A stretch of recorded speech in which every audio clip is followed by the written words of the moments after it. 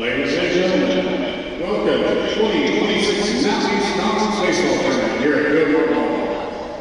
Today's game features a visiting team, the Glenville State Pioneers, versus the home team today, the Wheeling University Cardinals. At this time, the Mountain East Conference would like to recognize members of the All-Mountain East Conference first team as selected by a vote of the conference coaches. At home plate, NEC Commissioner Reed Amos would like to congratulate the following players from Glenville State, first teamer, outfielder Ashton Trace.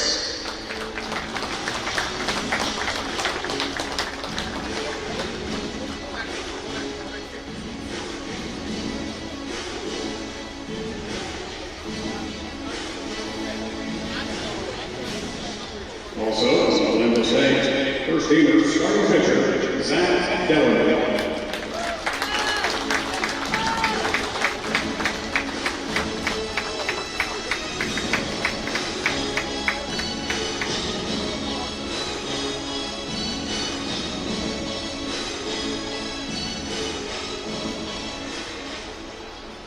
From Wheeling, starting pitcher, first teamer, and the 2026 NEC Pitcher of the Year, Sebastian Todd.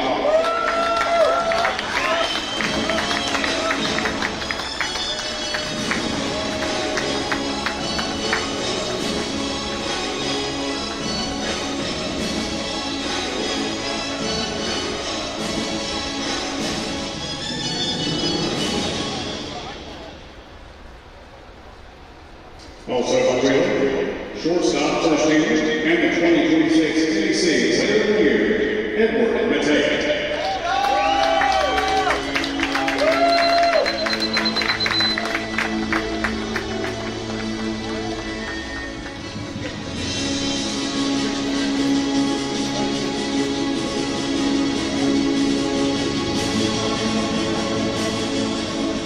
Also this time, the NEC is proud to present the 2026 Mountain East Conference North Division Championship Trophy to the Wheeling University Cardinals.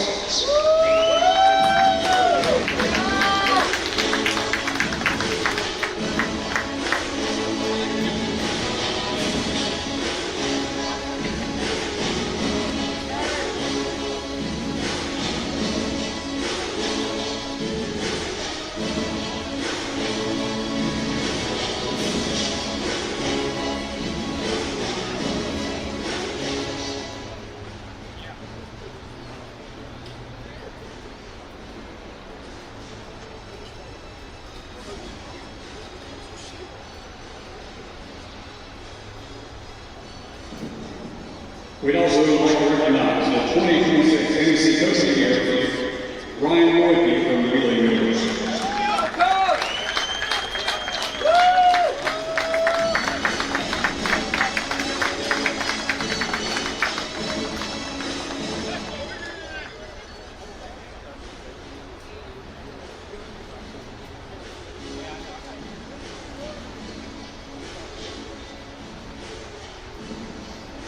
Right now, I'd like to introduce the starting lineup of today's game. First, for the visiting Glenville State Pioneers. Batting first, center fielder, number 1, Jacob Neves. Batting second, shortstop, number 16, Adam Brown. Batting third, designated number 8, Zach Bauer. Cleanup hitter, right fielder, number 45, Ashton Trace. Batting fifth, left fielder, number 3, Grayson Neal. Batting sixth, first baseman number 19, Toby Scott. Batting seventh, catcher number 20, Luke Slicer. Batting eighth, third baseman number 27, Carlos DeJesus.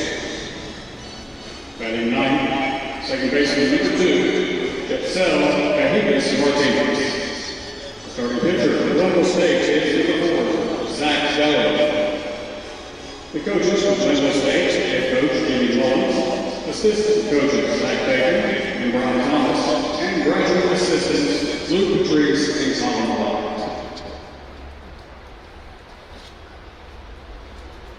And now the starters for the home team, the Wheeling Cardinals. Batting first, shortstop, number 4, Edward Matei. Batting second, center fielder, number 19, Craig Heflin. Batting third, right fielder, number 16, Devin Mills. Batting fourth, designated hitter, number 22, Luke Mayer. Batting fifth, left fielder, number 29, Leo Shaw. Batting sixth, third baseman, number 25, Chris Alvarez. Batting seventh, first baseman, number 12, Nicholas Schultz.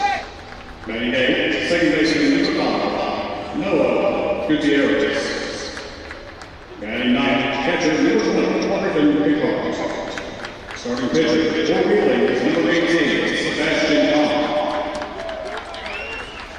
Wheeling is coached by Ryan Wheeling. Assistant head coach, Greg Van Assistant coach, Roger Lewicki. Graduate assistants, Sage Jacob, Ken James, Andre Zadina, and Christian Hoffman.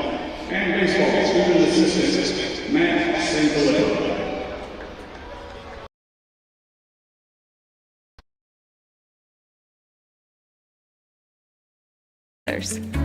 It's about learning and doing. It's about the journey and the road getting there. It's about opportunities and the endless possibilities. It's about finding where you belong, and it is here at Concord University.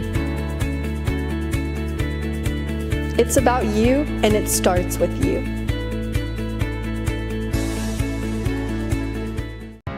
What's possible when you have the freedom to explore things that inspire you? To be a part of a community that supports and challenges you. Where can you go to find the space and time to reach your goals? Who can you become when you're able to make connections in a place where you belong? Find out what's possible at Frostburg State University.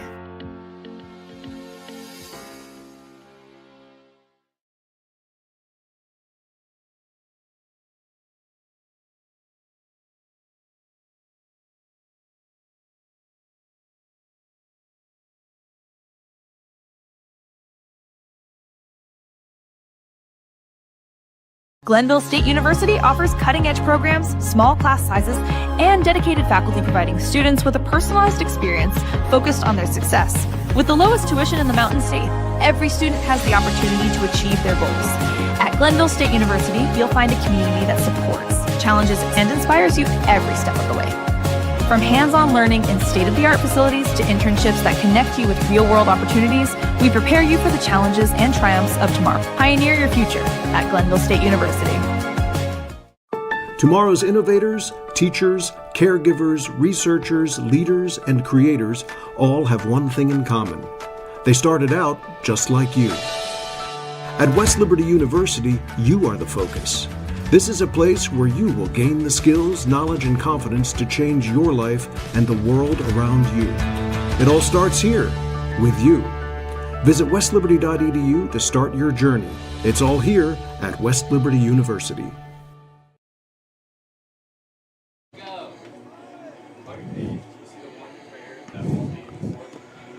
The Mountain East Conference Digital Television Network proudly presents the 2026 Mountain East Conference Baseball Tournament, and we welcome you live inside beautiful Gomart Ballpark in Charleston, the great capital city of West Virginia, where by Sunday a champion will be crowned in this outstanding NCAA Division II Conference. Game one on day one of action in this double elimination event features the Wheeling University Cardinals and the Pioneers of Glenville State University.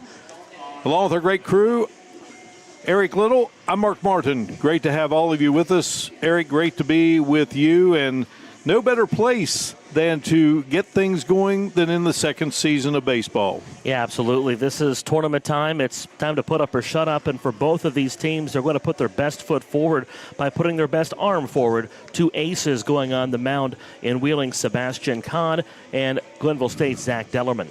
And no doubt about it. And again, this Wheeling team has had an outstanding season and looking to add to it here. Just honored before the game with Commissioner Reed Amos as the regular season champ of the conference. And now you want to take it and win that tournament. And you got until Sunday to get that accomplished. A little bit of a weather delay here, but for the most part, we're ready to go. And that is one of the beauties of turf. And we have that here in Charleston, all around the city, and certainly here at Gomar Ballpark. Well, the great Ernie Banks said, let's play two. And I feel like this kind of a day is the day that challenges that. We had some showers. It's now dissipated to a fine mist. But even though this is the turf, watch the footing, especially on that mound. The plant foot will be difficult today. And any of those outfielders who have to make a long run for the ball, that footing could be difficult for them as well. Had a big game here last night, the third battle of the season between the Mountaineers of West Virginia and the Thundering Herd of Marshall. West Virginia winning it by a final of 6-2. There were 4 home runs in that game last night. We'll see, we have long balls here in this one, and we are underway right at 4 o'clock. Great to have you all with us. Jacob Meadows leading it off, 353 hitter for the Pioneers. And we are even at 1 ball and 1 strike here. Kind of quick worker, the arm angle, and his ability to hide the ball will make him difficult for Glenville State hitters today. And another called strike. 1-2 the count to Meadows. Mark Mail is our home plate umpire. Ron Reynolds is at first. Greg Losh is at second. And Chris Richards is at third.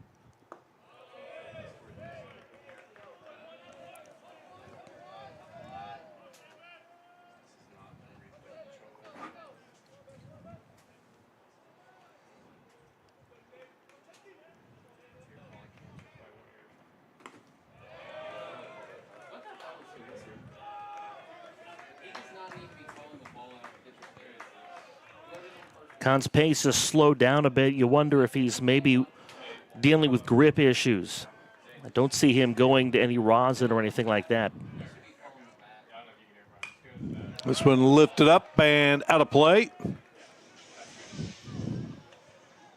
Meadows on the season.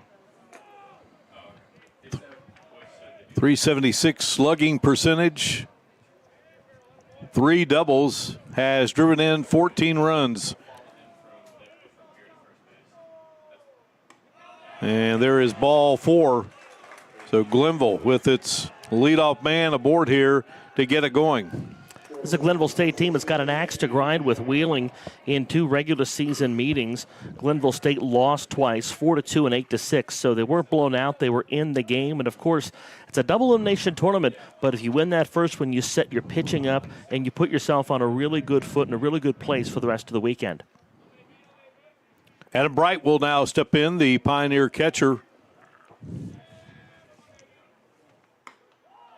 And he looks at one inside. 1-0 the count. 82 strikeouts for Kahn to 22 walks. That's where you want that ratio to be. A team best 79 innings on the bump for Wheeling. Bright with 5 home runs this season. Has driven in 33. Comes in with a .269 batting average. Again, Glenville finished 27-21, 16-14 in league play. They were 17-9. They're at the beautiful Morris Complex in Glenville, 9-10 on the road, and 1-2 neutral games. Wheeling 36-14, 21-7 in the conference. They were 18-8 at home, 18-6 on the road. And, you know, both of these teams have to be confident in having that ace on the hill. That's always something in baseball. You have that confidence, and it's really worn by whoever it is you take to the mound. Adam Bright awaits the 3-0, and there's ball 4, and just like that, Glenville has put the first 2 on board with the free passes. I bragged on Kahn's walk to strikeout ratio, strikeout to walk ratio, and then he walks the first 2 hitters of the game. Maybe some jitters. You know, it's a different stage. We're at a bigger park than these guys are used to playing the regular season games, so maybe that has something to do with it. It's wet. It's not the best day to pitch, so a lot of things could be at play here.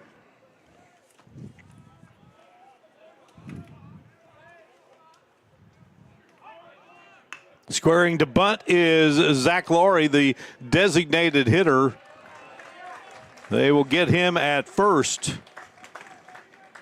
However, that moves The runner's over.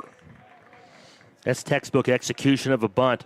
Laurie really just caught that with his bat and made the pitcher Sebastian Kahn come off the hill and field his position. And on a day like this is the kind of day where on a play like that where Kahn has to stop suddenly, you wouldn't have been surprised to see him slip. So you put the ball in play, it's amazing what happens.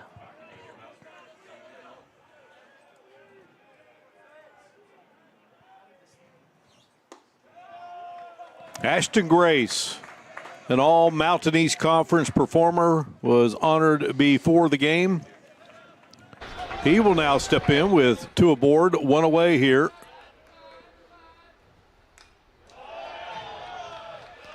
Opponents batting just 181 against Kahn this season. He's been a tough guy to get to, and he's walked a couple this inning, but Glenville State really could send the first decisive blow if they can get a base hit here. Grace, a .422 hitter, and this one chopped foul. Scored 24 runs this season, 46 hits, 10 doubles, 2 triples, 3 home runs. Has driven in 27 and a chance to get in 1, maybe 2 right here.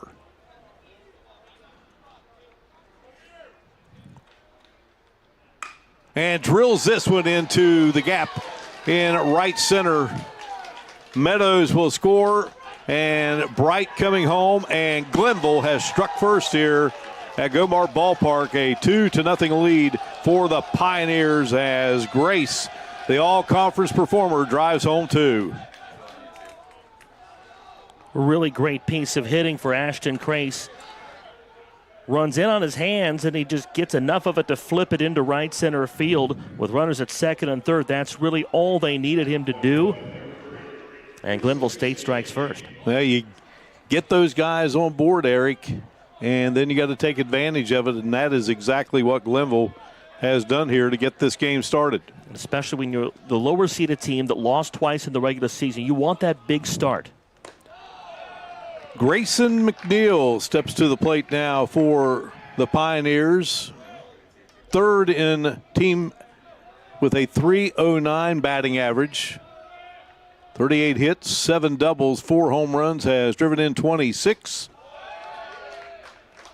2-0 the count to the left fielder for the Pioneers.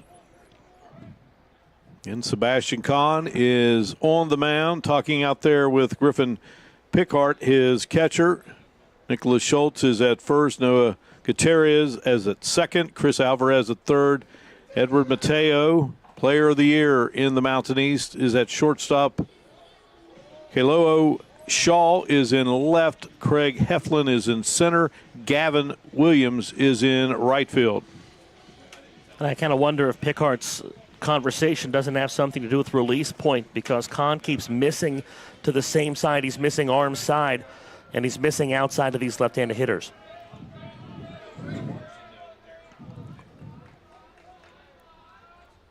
Kahn deals, and that is in there for a called strike. James Mullins is in his 13th season as the head coach at Glenville. He owns 265 wins coming in, and here is one drilled into center, and it's going to drop left center, and another base hit for the Pioneers. Grace will hold up at second. Neither one of these hits have been really hard hit balls. They just managed to be put in play where there are no gloved hands of wheeling fielders, and sometimes that's all it takes. You just keep the line moving. So 2 walks, 2 base hits. The one out as Zach Laurie laid down the bunt, which moved over the runners. Colby Guy will step in now for the Pioneers. Guy, a .254 hitter. Leads the team in home runs with 8, and this one will get by the second baseman of Wheeling Gutierrez, and that is going to bring home Ashton Grace.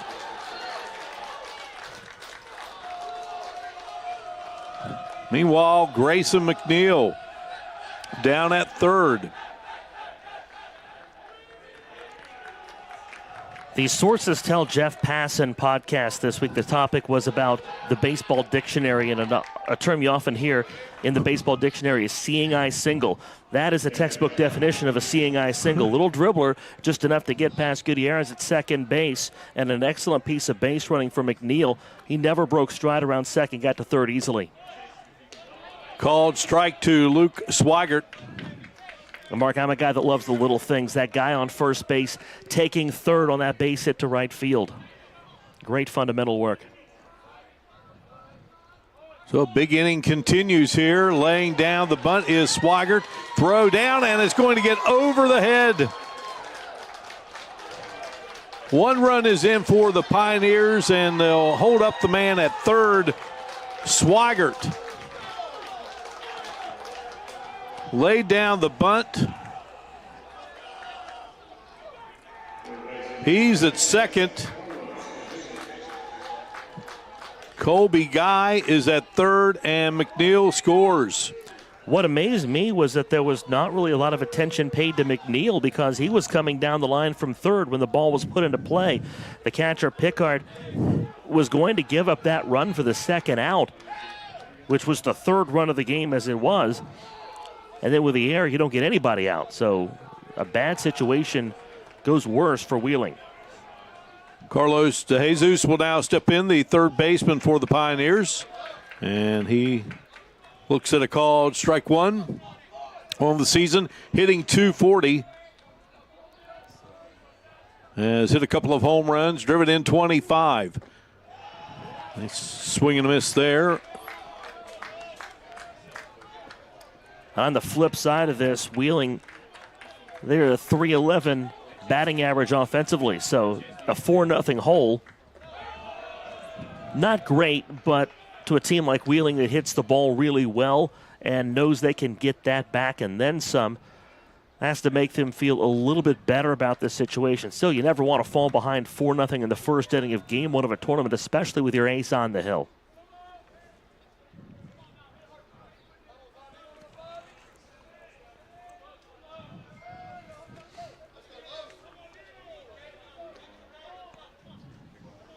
Jesus out of Brandon, Florida, a senior, 6'2", 217, and a swing and a miss. So the first strikeout of the game. Jetzel Cajigas Martinez now will step in, the number 9 hitter for Glenville. So they've gotten them all in the batter's box here, Eric, in this opening inning. No reason for these Glenville State hitters not to or to have any jitters at this point. Here's a chopper, and this one will go foul. Good hustle by Kahn because Guy at third base coming down the line saw that had English on it, and it was coming back fair.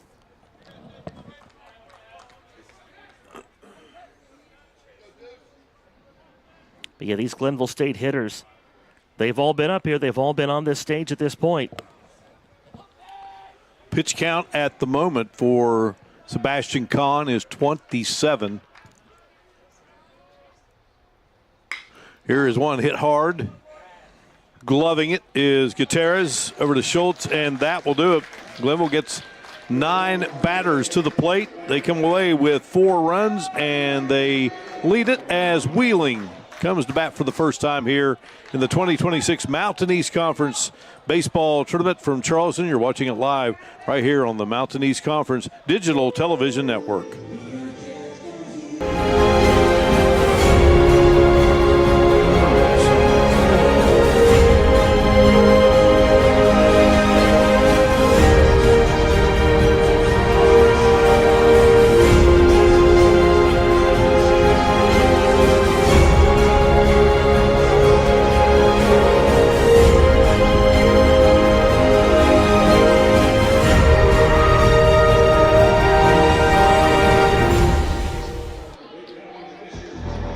A champion takes more than skill, more than endless drills, more than using your head. Being a champion takes the heart to give it your all, the agility to thrive from any angle, and the relentless drive to be the best. Welcome to Division II, where the pursuit is yours to create And the question isn't, can you do it? It's will you?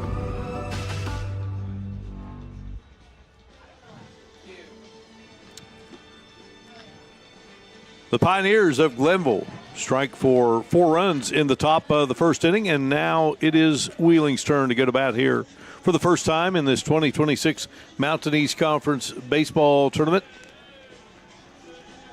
And you know the message from James Mullins, Eric, was just, okay, guys, we got to get up there, get on base, swing at good pitches against a great guy on the mound, and they got the job done. You can tell when some guys are trying to draw out an at bat and trying to work a count, and you really didn't see that at Glenville State. You saw them jumping at pitches early in counts, jumping at fastballs when they saw them, and they were rewarded for that. They put the ball in play after getting those walks from Kahn early on, and then an error on top of that. So 4 big ones, and now let's see what this defense can do behind Zach Dellerman. Well, we get a chance here to see Player of the Year Edward Mateo, the shortstop for Wheeling. He'll be followed by Craig Heflin, the center fielder. Gavin Willems will bat third out in right field. Mateo, a .433 hitter this season, 7 home runs and 39 runs batted in. Dellerman making his 13th start, 18th appearance on the mound, 8-2 record, .238 earned run average, 61 strikeouts and 18 walks in 68 innings. 2-1 now the count to Mateo. That's really one thing the college baseball season is long enough to do. It's long enough for you to find that ace, that one guy that you trust to be that horse of your staff. Count now, 2 balls and 2 strikes.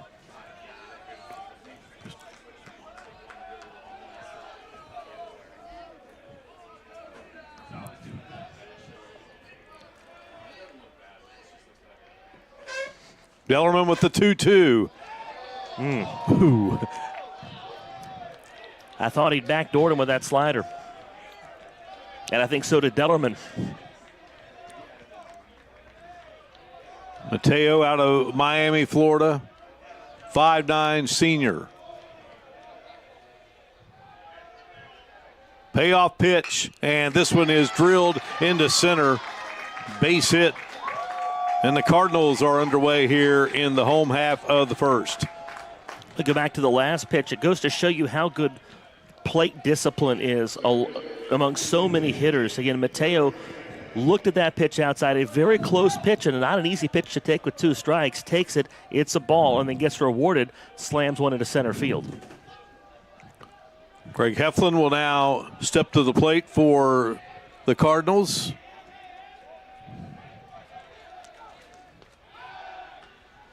When I played in high school, if we got called out on a 3rd strike, we had to run 3 laps around the field, so I swung at everything that was close to 2 strikes.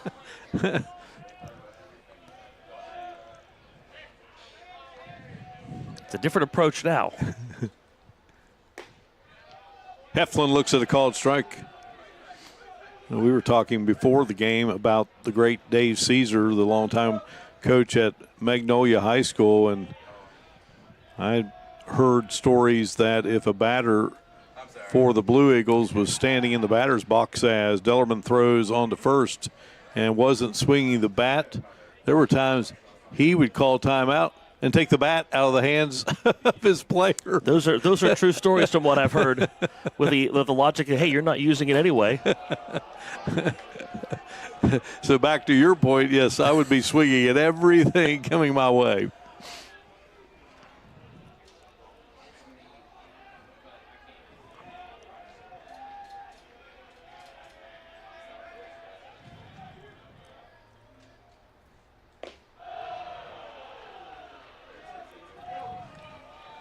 Another thing to think about, too, here for Dellerman, he warmed up before the first pitch of this game, and then when your team sends 9 to the plate and scores 4 times, that's all fine and good, but that leaves you in the dugout for about 20 minutes.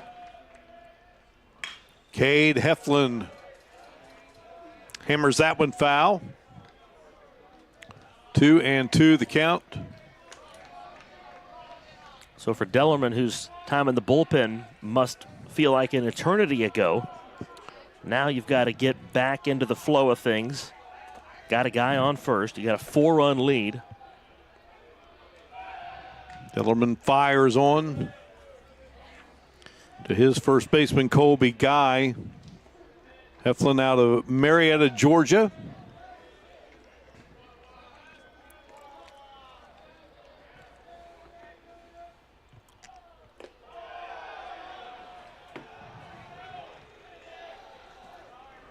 So the count now, 3 balls and 2 strikes.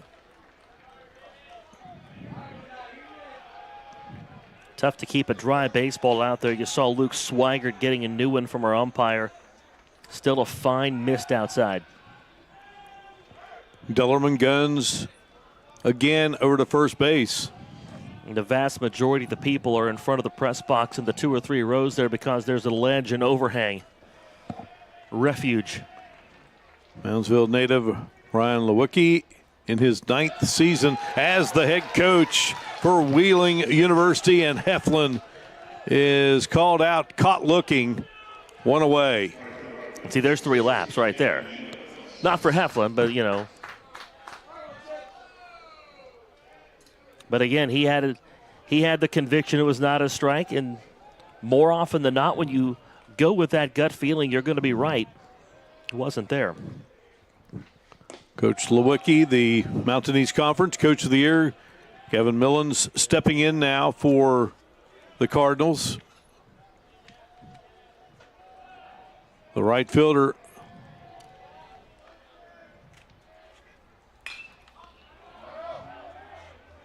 fouls one off, 1 ball and 1 strike here.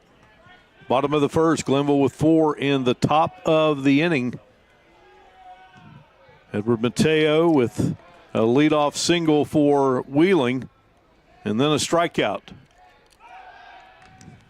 I always think those Coach of the Year votes are always interesting because there's very rarely ever one person that's the runaway favorite.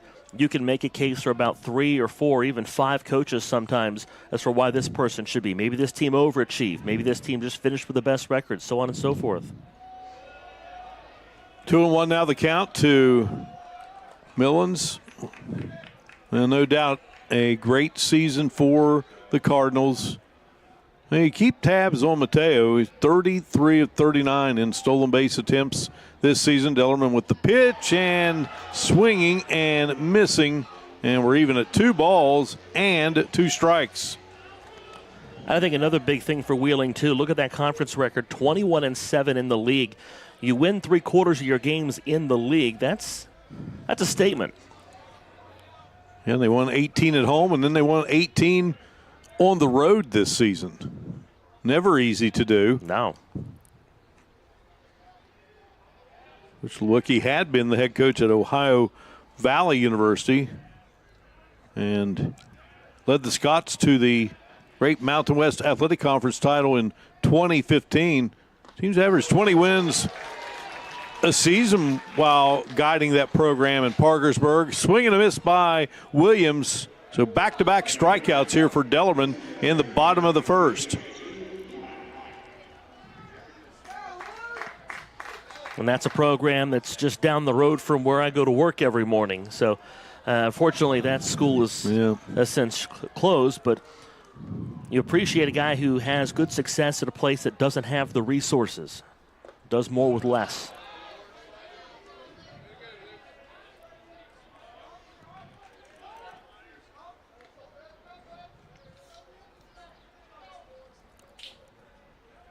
Dellerman now with strikeout 62 and 63 on the season.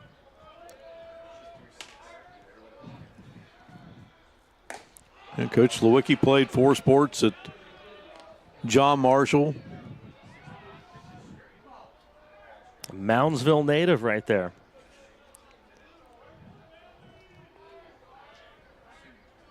Went to West Virginia Wesleyan, and that's really where he launched his coaching career as a volunteer assistant. Here's one hit hard, second baseman, gloving it there on the edge of the turf.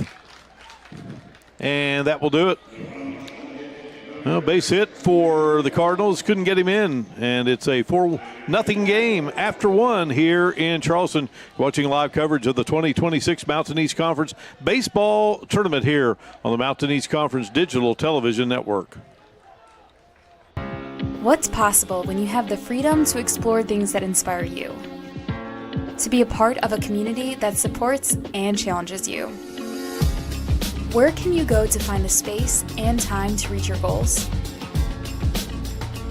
Who can you become when you're able to make connections in a place where you belong? Find out what's possible at Frostburg State University. It's about unlocking your potential and discovering your purpose. It's about community and how we can better serve others. It's about learning and doing. It's about the journey and the road getting there. It's about opportunities and the endless possibilities. It's about finding where you belong, and it is here at Concord University. It's about you, and it starts with you.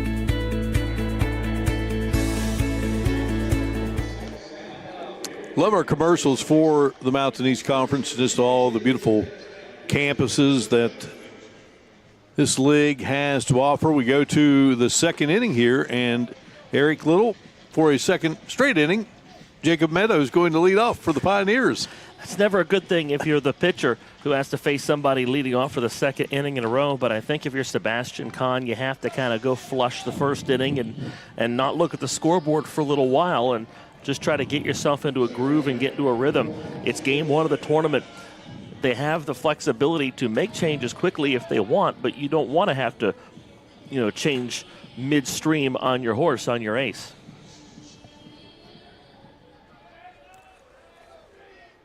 Meadows led off with the walk, and then he would later score the first run of the game.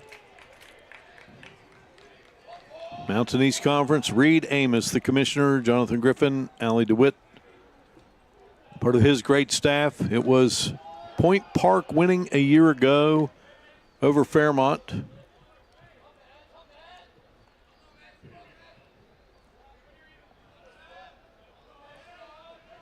One pitch, and this one is going to be foul. Very close. And not by much. One thing that Mountain East staff does exceptionally well, and I've even mentioned to a few of them before, they make these championships feel big, and they should feel big. You're playing for a conference championship at the college level. It ought to feel like an occasion. And this is a big stage here in Charleston. Yeah, no doubt about it. They do it the right way, and of course, not only playing for a conference championship, but the right to move on, represent your conference in NCAA Division II tournament play. If you're Wheeling 36 wins, you're not far off from 40. Here is one that will be drilled into right field. Meadows with the base hit. 4 hits in the game for the Pioneers of Glenville. A 40-win season certainly within Wheeling's reach, and that's something they'd like to get to, and always a goal for any college team, I think. Yeah, that's a bunch. Adam Bright also walked in that first inning. He would score.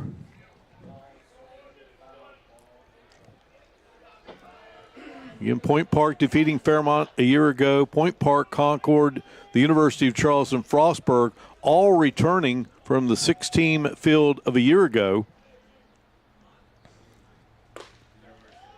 And a called strike to Adam Bright, the shortstop for Glenville.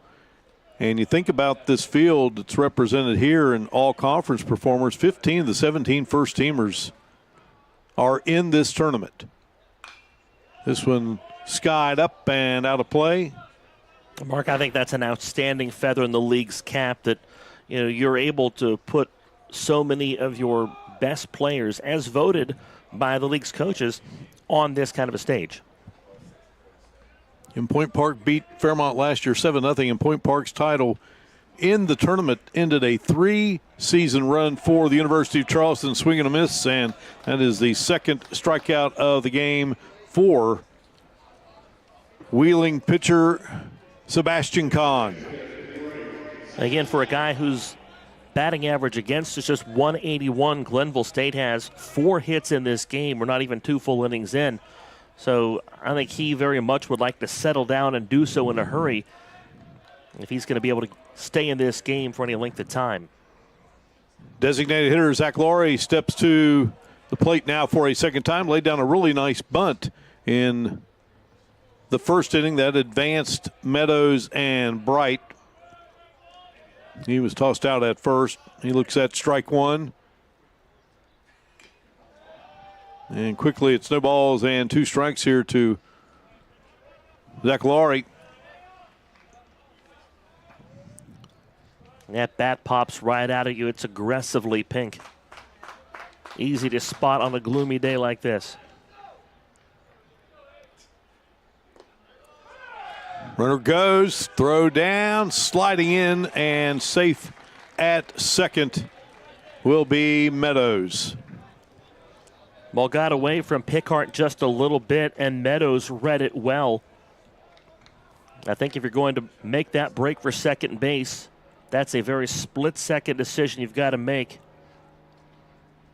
By the time Pickart had flipped the mask away, Meadows is halfway there. This one drifting foul and out of play. It was interesting last night in the Marshall WVU game.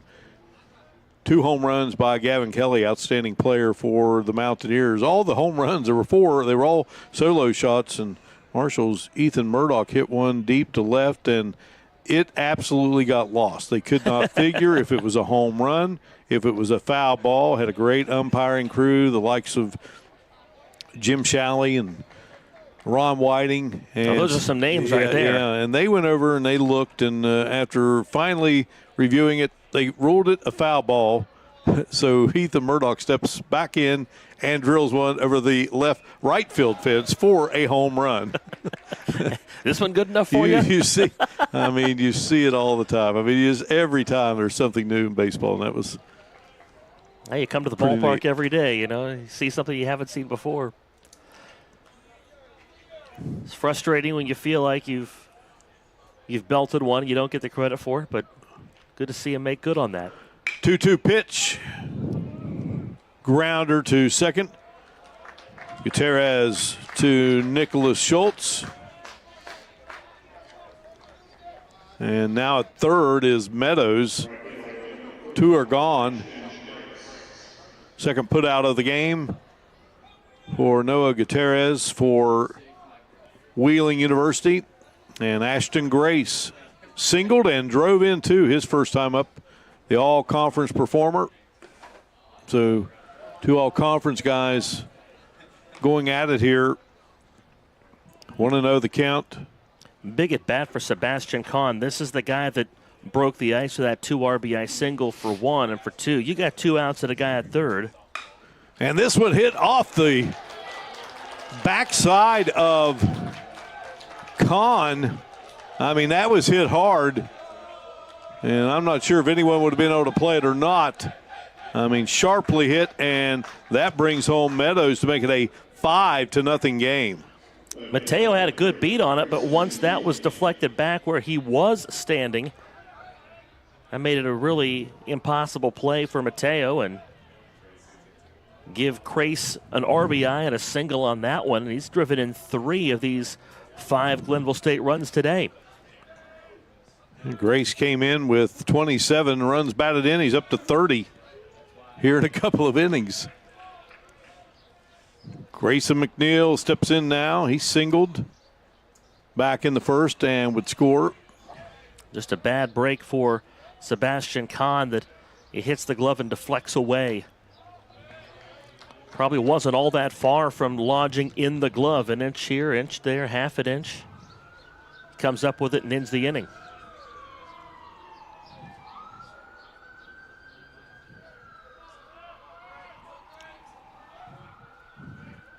One-0 pitch. 2-0 the count. Again, Eric mentioned it earlier, back on March 29th, Wheeling winning 4-2 and 8-6 in the only 2 meetings of the season between the two. And that is going to be ball 4. And McNeil has drawn the walk. And that is the third walk given up by Sebastian Kahn. Colby Guy singled back in the first inning, wound up at third.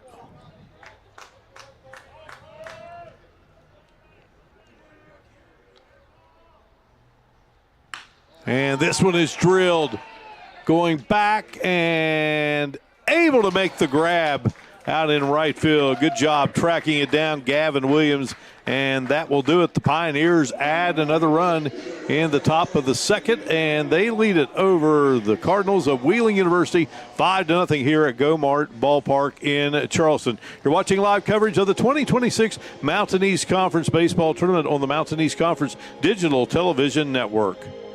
You have dreams. A better life, a better job, a better you. So where do you start to build the skills necessary to get there? At West Virginia State, you are not just a number, you are who you choose to be. You receive personal attention from award-winning faculty. You study in nationally recognized programs.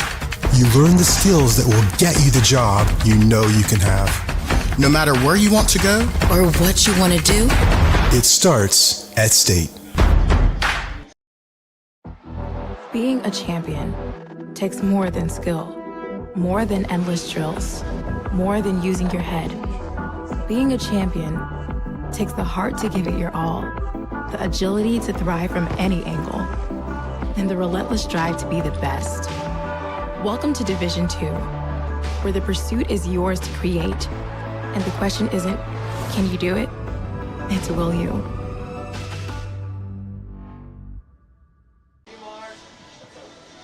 Back inside Go-Mart Ballpark, head to the bottom of the second inning. Kaleo Shaw will lead it off here. He is the left fielder for Wheeling University. Chris Alvarez, the third baseman, will bat second, and Nicholas Schultz will be batting third, the first baseman. Wheeling with just one hit against Glenville State's Zach Dellerman. Surely they'll look to do some more damage against him. Again, this is a .311 batting average, or team with a .311 batting average, 45 home runs. So not only the best batting average in the league, they got some thump behind it as well.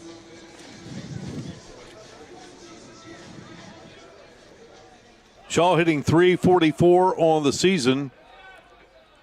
Couple of home runs, 18 runs batted in, has a couple of triples and 5 doubles.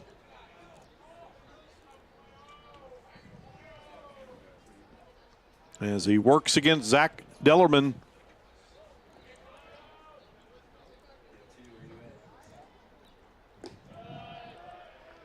Dellerman, a couple of strikeouts in the first inning, gave up a leadoff base hit to Edward Mateo, and then after that,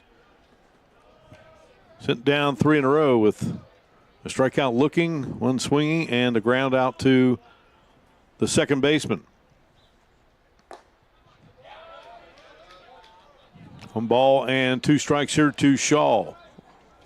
This Wheeling team comes in after taking 3 of 4 in their last regular season weekend against West Liberty. They scored 35 runs in that 4-game series. I'm not a math guy, that's why I talk for a living, but that's a lot of runs to score in a 4-game set.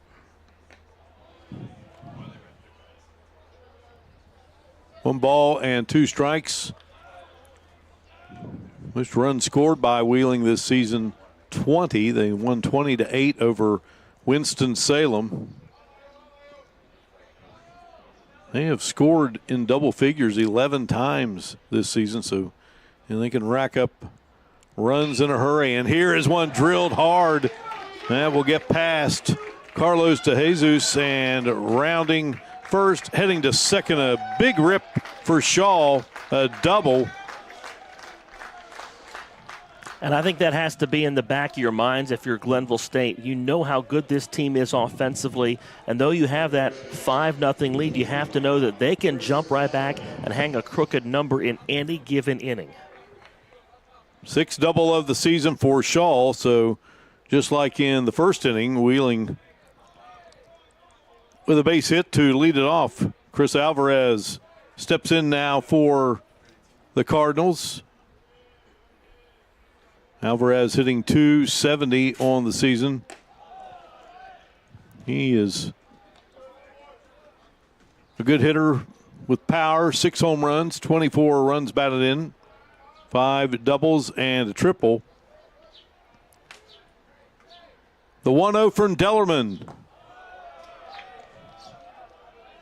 And the count is 2 balls and no strikes.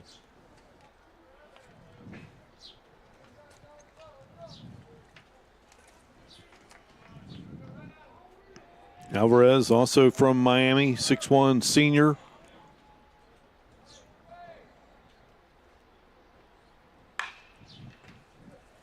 This one grounded to the shortstop. The throw over to first. Adam Bright to Colby Guy. 1 away. You mentioned all those double-digit games that Wheeling put together this year. Something important to remember is that a lot of these are doubleheader games, so they're only playing 7 innings. To put up 10 or more runs in 7 innings rather than maybe 8 or 9 trips to the plate, it makes that even more impressive.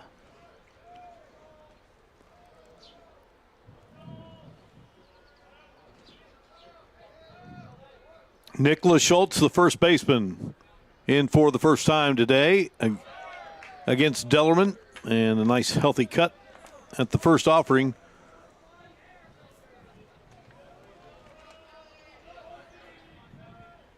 Schultz hitting .264, a couple of home runs, 30 runs batted in, 11 doubles.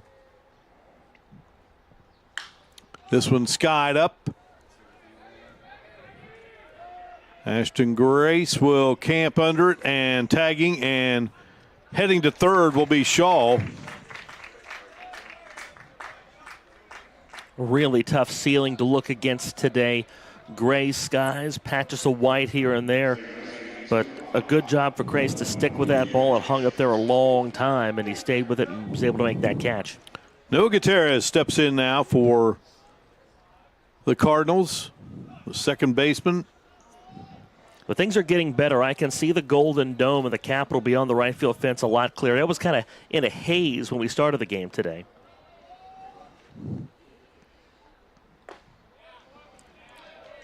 Gutierrez hitting .355 on the season. I could be imagining this, Mark, but I think it's a little brighter outside. I feel like those darkest clouds and that rain moving out of the way. This one drilled into left field, base hit, run scores, and Wheeling University on the board. RBI single for Noah Gutierrez. Excellent piece of hitting. The 8-hitter with a 2-out RBI single. You have to love those if you're Wheeling head coach Ryan Lewicki. Getting those 2-out runs, a real backbreaker. And you've broken the ice. And just whittle away a little at a time. And here's one lifted into left field and coming on and making the grab. Griffin Pickard will fly out to left field to end the inning. But the Cardinals coming up with the run. We have played 2. It is Glenville 5 and Wheeling University 1 in this opener of the 2026 Mountain East Conference Baseball Tournament. You're watching it live on the Mountain East Conference Digital Television Network.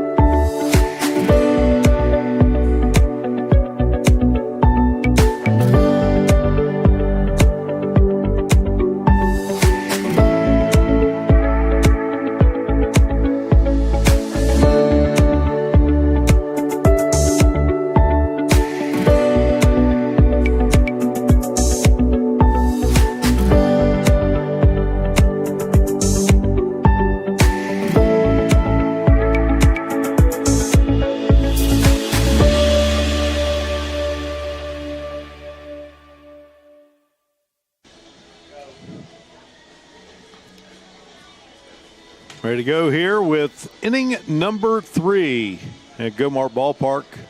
Sebastian Kahn seeing his team produce a run there in the home half of the second. Glenville with 4 runs to get things started in the first inning, added 1 in the second. Looks like some shuffling in Wheeling's bullpen as well. A couple guys maybe stretching and getting loose. I think if you have another shaky inning out of Sebastian Kahn, you may have to consider going to plan B, and you hate to do that with your ace early in a tournament. But if there's a guy you've got that's maybe not at his best now, find someone who maybe is having that day. You bring him back, bring Kahn back at a different day in this tournament. That's really how you have to manage these tournament settings. You've got to not leave too much on the table for tomorrow, or else you won't have it tomorrow.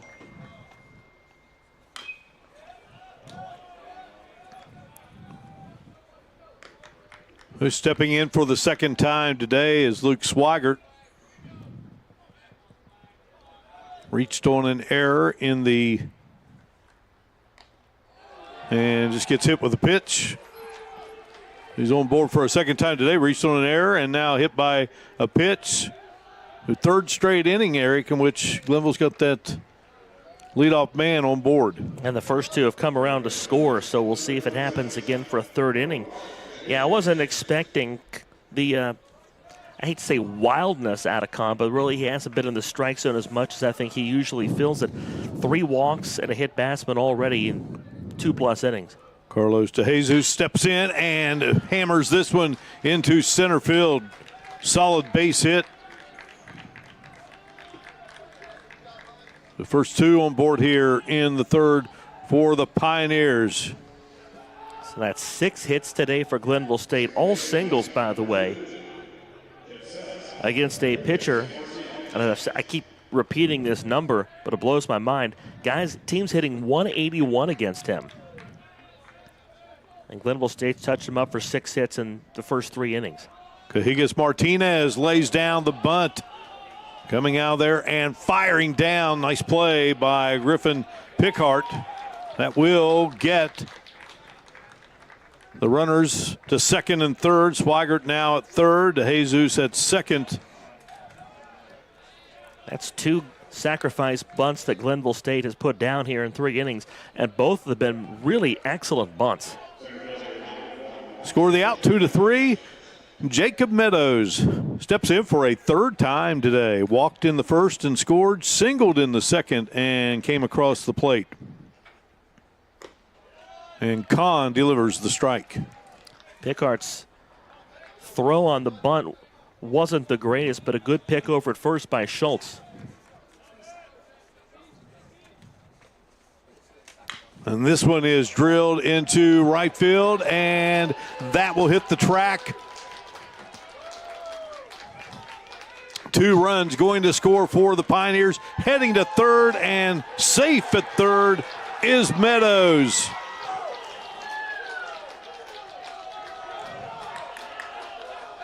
Swigert and DeJesus coming home.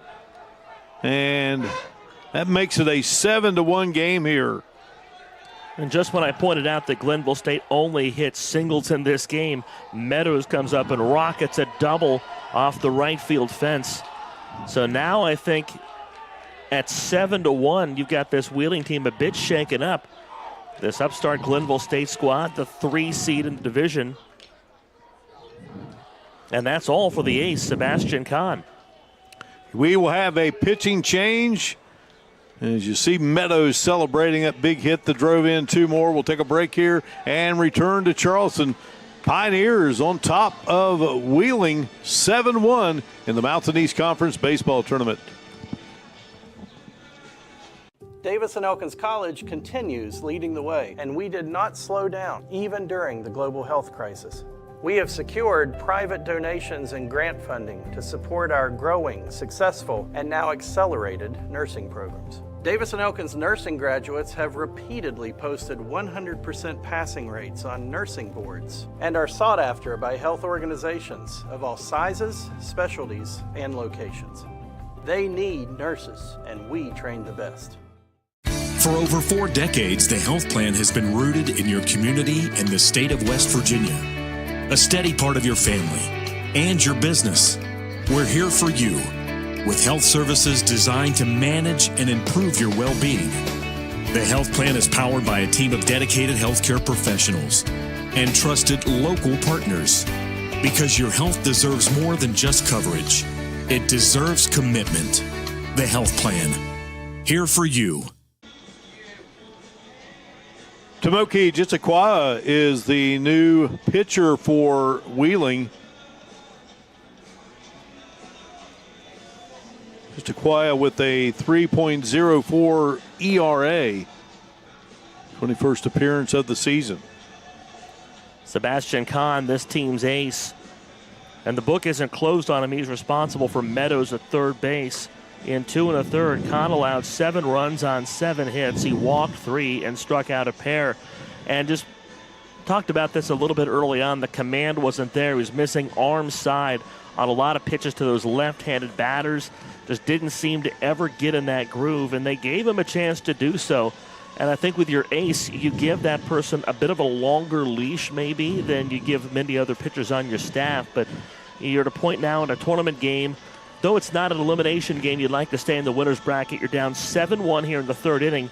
If you're going to change course and stop things and hope to turn the direction of this game around, I think now is a good time to do it. Jitsukawa will now go against Adam Bright. Bright has walked, scored, and struck out. One of 2 strikeout victims in the game for the Pioneers, and a healthy cut here at the first offering for strike 1. And that's going to be a huge shot of confidence for Glenville State. Not only was Kahn the reigning pitcher of the week in the Mountain East, he was the pitcher of the year in the conference, and they've chased him in the 3rd inning. Called strike 2.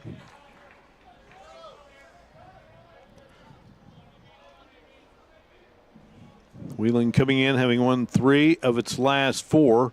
Lost to West Liberty, and this one drilled into right center, and easily coming home will be Meadows. First base hit of the game for Adam Bright. RBI single, and make it an 8-1 lead for the Pioneers. Another excellent piece of hitting, too. Bright just went with that ball the other way and shot it into right center field. Didn't try to pull it. Didn't end up rolling over on it. Just sent a liner the other way. I think that's an approach you're starting to see come back at all levels, just going with the pitch. Novel concept, but Zach Glory will now step in. And this one will, well, did it stay in? Did it stay in? I think it did. It hit that net just out of the reach of Alvarez. Alvarez gave it a great hustle down the line, or coming out from third base. Just couldn't get there. This park in some places, especially from the bags in, plays bigger in foul ground than it looks. There's a lot of room to run on balls like that. You expect that wall to get upon you. You're a little tentative of that.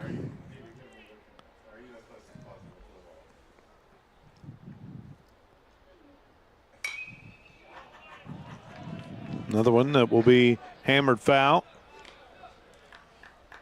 Sacrifice bunt by Laurie in the 1st inning, and then grounded out to second in the 2nd inning. That 1st inning bunt moved the runners over, Meadows and Bright, who would later score. In Wheeling, playing at Washington Wild Things Stadium and winning over West Liberty to close out the season 3 of 4, beat the Hilltoppers 14-0, 8-7, 8-6, lost the final game of the regular season by a count of 8-5. Glenville, meanwhile, coming in having lost 3 of its last 4, beaten by Concord 4-2, then knocked off the Mountain Lions 15-14, and then lost back-to-back games. They were shut out in those last 2 games of the regular season. They've definitely made up for that here, Eric. Yeah, definitely the hitting has come back for this Glenville State team. And again, they did it against one of the toughest pitchers to crack in the Mountain East. That's the part that I come back to, the part that impresses me the most, is that they managed to figure out Kahn and chase him early on.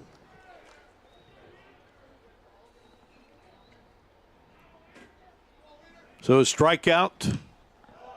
And 2 are gone here. Ashton Grace will now step in. He's had a big day so far. 3 of these 8 runs have come home off of his bat. One of the toughest outs for the Cardinals so far.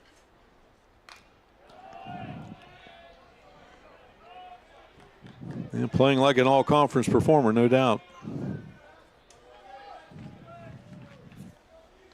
That foul ball sent a couple Robins flying off the backstop, so he's been a terror for Cardinals and Robins. We'll see if other birds come into the fray for him to victimize. Swing and a miss, and that will do it. Back-to-back strikeouts, but 3 more coming across for the Pioneers of Glenville, and they lead it over Wheeling University 8-1. Back to Gomart Ballpark in a moment here on the Mountain East Conference Digital Television Network.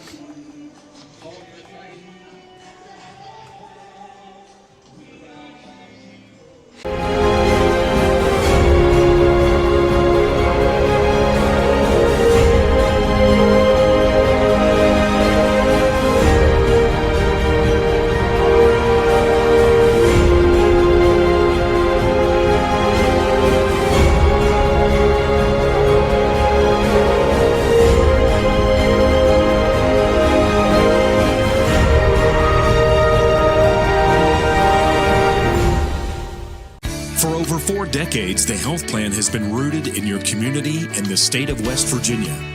A steady part of your family and your business. We're here for you with health services designed to manage and improve your well-being. The health plan is powered by a team of dedicated healthcare professionals and trusted local partners, because your health deserves more than just coverage. It deserves commitment. The health plan, here for you.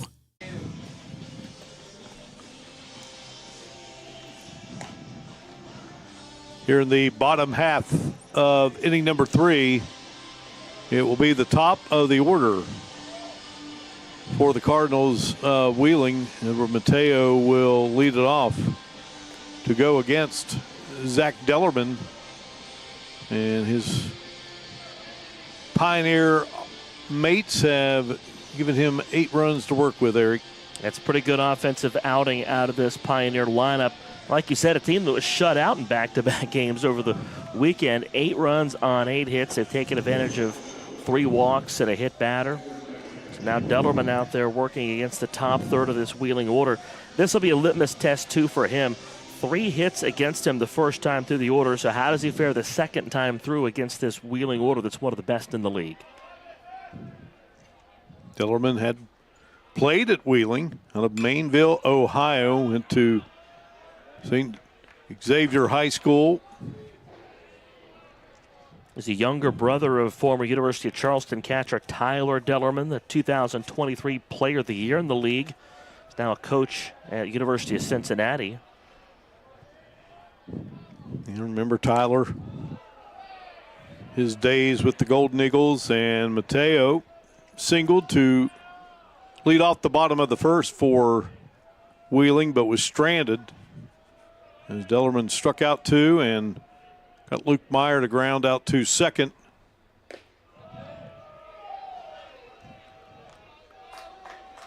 Two and 1 the count. Well, now I think Zellerman a little frustrated on the size of that strike zone and where he's missing. So, you bet one thing, Dellerman, who, as we said, hails from Mainville, Ohio, 2-1, chop foul. He's been to Kings Island. I would think so. It's not far. It's a rite of passage. I went to Kings Island last summer.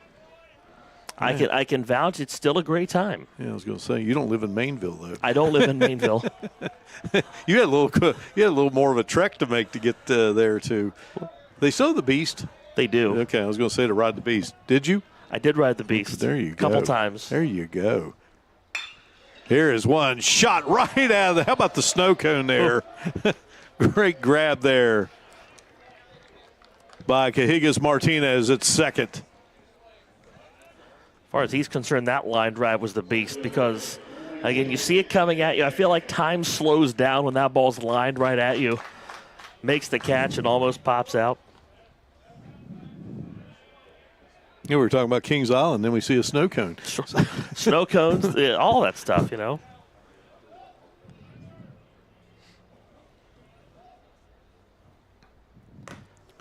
It's been a while for me, but always found that to be a great time. I was coming back on a trip from the Midwest. Buddy and I, we road trip to Kansas City. We're coming back, and that was the stop we made on the way home, was Kings Island for a day.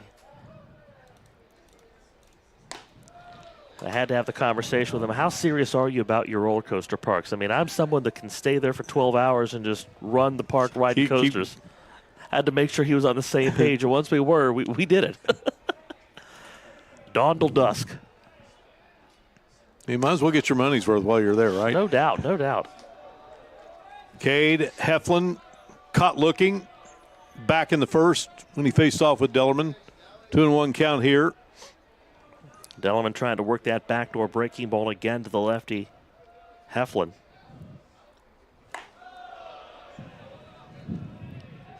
Overcooks a fastball there.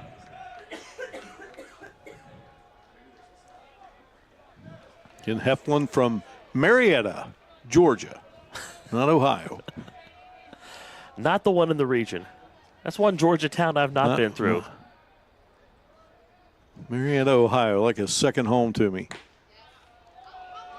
All right, that's going to be ball 4, and that's going to be the first walk issued. Dellerman has continued to work those corners and try to pound the low part of that strike zone, inside and outside. Didn't get the call there.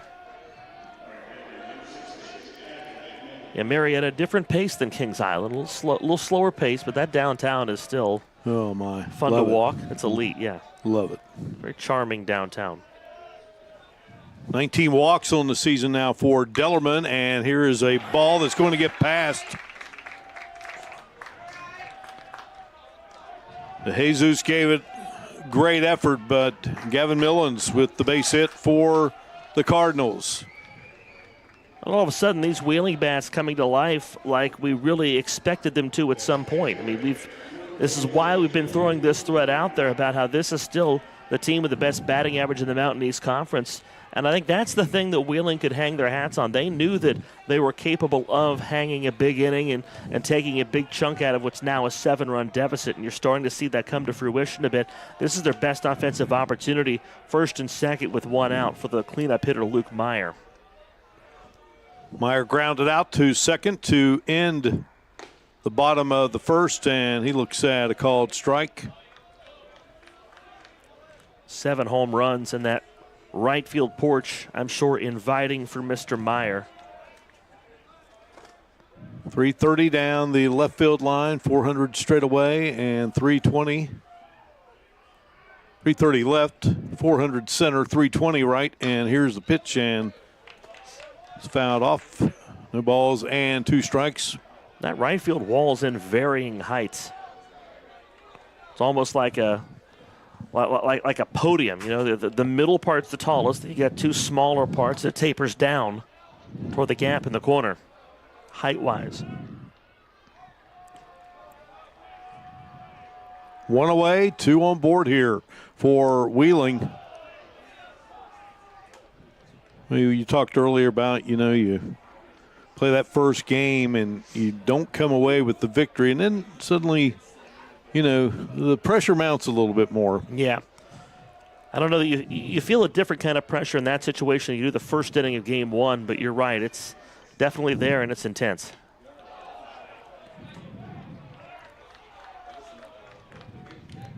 And plus, if you win this game, you don't have to play again until Friday.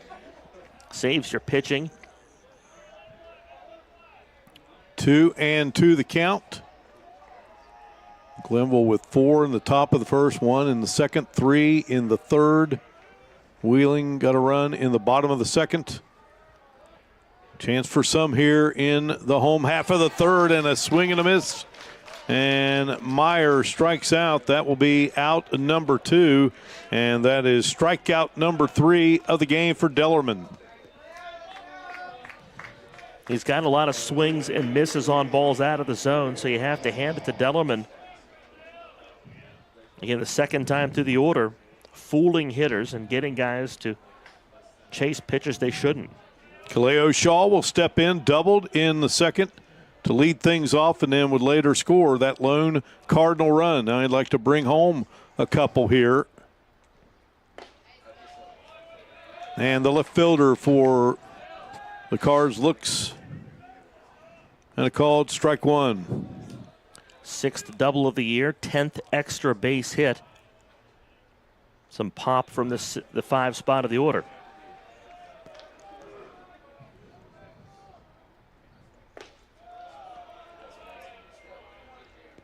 I don't think teams worry as much about lineup construction as they used to. I read a thing about this last week.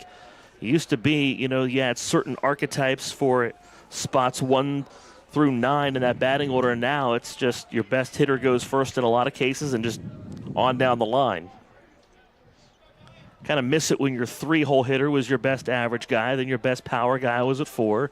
And then at 5, there was another reliable power hitter.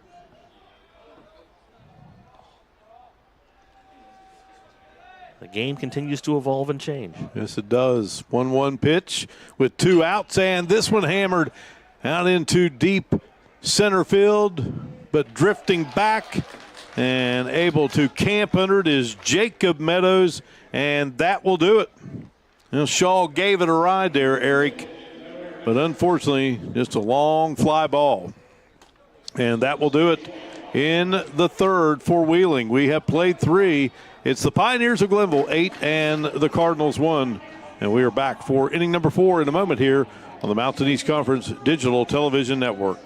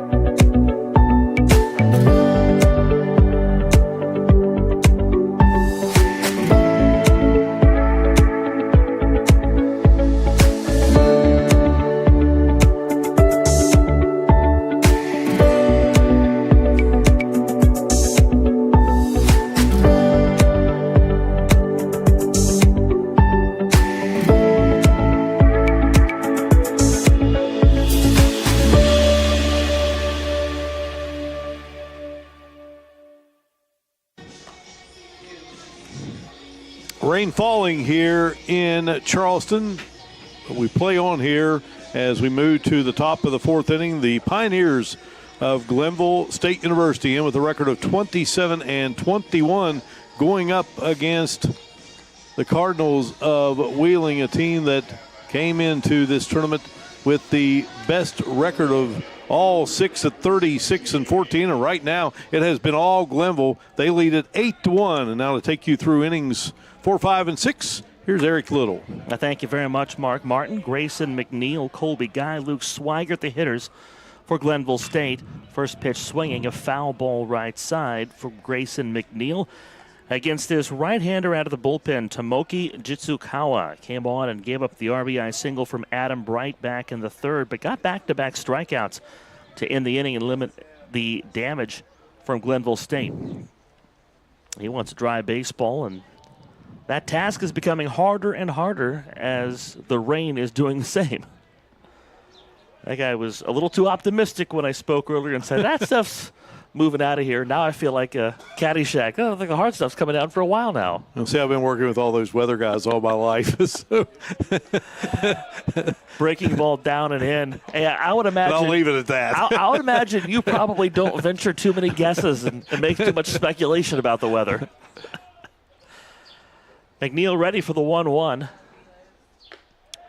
Good pitch, outside corner, a cold strike. All I know is if there's any type of weather, sports is getting cut. I know. Your minutes have reduced. I learned to speed read down through the years. Edited for clarity. 2 balls and 2 strikes to Grayson McNeil. Jitsikawa misses outside. First fresh inning for him, the native of Tokyo, Japan. Works from the first base side, the kick and the delivery. Fouled away to the dugout. Again, 3 innings into this opening round matchup. Glenville State a 3 seed, Wheeling a 1 seed, Wheeling in the white, Glenville State the blue tops and the gray pants. Another 2-2 from Jitsikawa. Into the netting. Jitsikawa gave up the RBI single when he faced Adam Bright that first time, and then he settled down there. A couple of nice strikeouts to get his confidence going. 8 hits today for this Glenville State batting order. Here's a 2-2. Bounced in for ball 3. Everybody in this Glenville State order except Zach Laurie, the 3-hitter, and Jetzel Cajigas Martinez, the 9-hitter, have reached. And those 2 guys had sacrifice bunts in the game. 2 of the 3 sack bunts so far today. The 3-2 to McNeil, bounced through the left side. It's a base hit, number 9 for Glenville State, and the second of the day for Grayson McNeil. We talked about this earlier, Mark. That's the 4th consecutive inning that Glenville State's had the leadoff runner aboard, and the first 3 times that guy came around to score. I've watched a lot of college baseball this season where there's a lot of shifting going on. They'll shift these infielders around. Sometimes it's like there's just a big hole, but yeah, I'm telling you, Glenville has just put the ball right, even though they are in the positions that they normally would be in defensively, and Glenville has just put it where there's just no chance of getting to it. Making it like Willie Keeler, hit them where they ain't. Here's Colby Guy, RBI single from him in the first inning. Takes high for ball 1.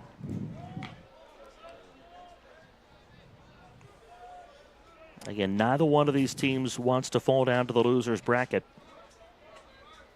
The winner gets a day off tomorrow. Jitsikawa catches a strike to level the count at 1-1.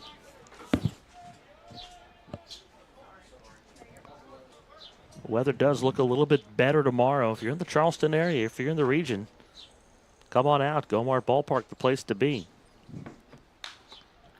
On 1-1, popped up. That'll find the seats.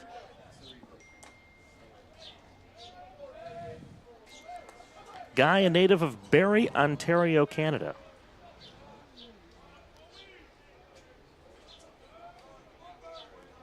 Always fascinated to see the Canadians that chose baseball over things like hockey or curling. Tossed to first, the runner's back.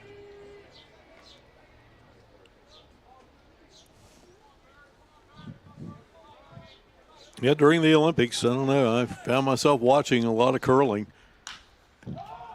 1-2, hammered into left center field. Shaw and Heflin over, and it's Heflin in the gap to make the catch. 1 away. I never got into the curling. I was at the gym one time, and it was the first, I remember 2002, the first year it really became a big deal, and everyone was watching that, and I just, it wasn't my thing. Luke Swigert, the catcher, stands in. Reached on an error on a bunt that brought home the 4th run of Glenville State's 4-run first inning. I've had some jobs when I was young where I had to push a broom. Maybe that's right. Maybe it was taking me back to those good old days in restaurant work. The old mantra of if you got time to lean, you got time to clean. Strike on Swigert with McNeil at first base. Glenville State scored in the first 3 innings, each of them. And Swigert takes a cold strike on the inner half. 2 strikes from Jitsikawa. An 8-1 lead for Glenville State. Put crooked numbers on the board in the first and the 3rd innings. The pitch to Swigert, swung on and missed. Chases one outside. He's a strikeout victim for the first time today. Third strikeout from Jitsikawa out of the bullpen in an inning in the third. 2 away for the 8-hitter Carlos De Jesus.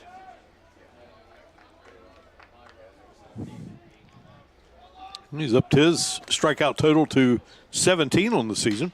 First pitch swinging. De Jesus lifts this one down the line and right. It'll bend out of play. Trying to think of what winter sports I do spend more time on. I don't do a ton of curling. I do enjoy figure skating. Hey, you're talking about the Olympic sports? Yeah, the Winter Olympics one. Yeah. The sliding sports, the luge, the skeleton, bobsled, that's always cool stuff. De Jesus down 2 strikes. It's one of my favorite parts about the Olympics is you can see different stuff you don't get to see all the time. McNeil led off with a single. He's there with 2 outs at first base, growing that lead. Jitsikawa deals on 2 strikes. Runner goes, pitch sliced into right field, coming on, sliding attempt, and Millens makes the catch to end the inning. On a ball that looked to be tailing behind him, Millens stays with it, makes the catch, and for the first time in the ball game, Glenville State held scoreless in their half of the inning. 3.5 in the books from Gomart Ballpark in Charleston. And your score, Glenville State 8, Wheeling 1. This is the Mountain East Baseball Conference. This is Mountain East Conference Baseball Championship presented by the Health Plan. Glenville State University offers cutting-edge programs, small class sizes, and dedicated faculty providing students with a personalized experience focused on their success. With the lowest tuition in the Mountain State, every student has the opportunity to achieve their goals. At Glenville State University, you'll find a community that supports, challenges, and inspires you every step of the way. From hands-on learning in state-of-the-art facilities to internships that connect you with real-world opportunities, we prepare you for the challenges and triumphs of tomorrow. Pioneer your future at Glenville State University. Tomorrow's innovators, teachers, caregivers, researchers, leaders, and creators all have one thing in common. They started out just like you. At West Liberty University, you are the focus. This is a place where you will gain the skills, knowledge, and confidence to change your life and the world around you. It all starts here, with you. Visit westliberty.edu to start your journey. It's all here at West Liberty University. Glenville State held scoreless in the top of the 4th. We go to the bottom half. It's 8-1 Pioneers against Wheeling, a division champion in this Mountain East Conference. They'll send Chris Alvarez, the 6-hitter, to the dish to lead things off. 4 hits today for Wheeling. They hold one of just 2 extra base hits in this game out of the 13 total hits. No, Eric, long time to go before you really want to hit the panic button. But I think if you are the Cardinals, you need to really start clawing away at this lead. Again, you mentioned it there in his first inning in which Glenville had not put a run on the board, but 7-run deficit at the moment for the Cardinals. Well, that's certainly a building block, and I think something that Wheeling needs to, if they're going to get back into this game, take that momentum and run with it as Alvarez down 2 strikes. Yeah, it's not so much you score runs, but then you also have to prevent runs as well. You get that shutdown inning, and then you build from that. That's the recipe Wheeling looking to follow. Alvarez down 2 strikes. Dillerman comes set and deals. That's sliced toward the sweet level. We were discussing those Olympic sports in the wintertime. I believe he's going to get first. Is this a catcher's interference call? Looks like Alvarez will get first on the catcher's interference. Kind of picking back at Swigert. But I think maybe my favorite, possibly, ski jumping. Oh, that's a good one. Yeah. And I always wondered, when do you decide that's what you're going to do? Is there Little League ski jumping? I saw a story about this, and in the Netherlands there is. They have a youth ski jumping program in the Netherlands. You just don't suddenly decide you're going to go up and hop on with We're out there getting kids to try to play 60 with the NFL, and the Dutch are out there having kids ski jump. Off of mountains. Yeah. Yeah, but it is fun to watch. 1 ball, no strikes, the count on Schultz, and he sends this one in the air, center field. A long run for Jacob Meadows, camped under it, 1 out.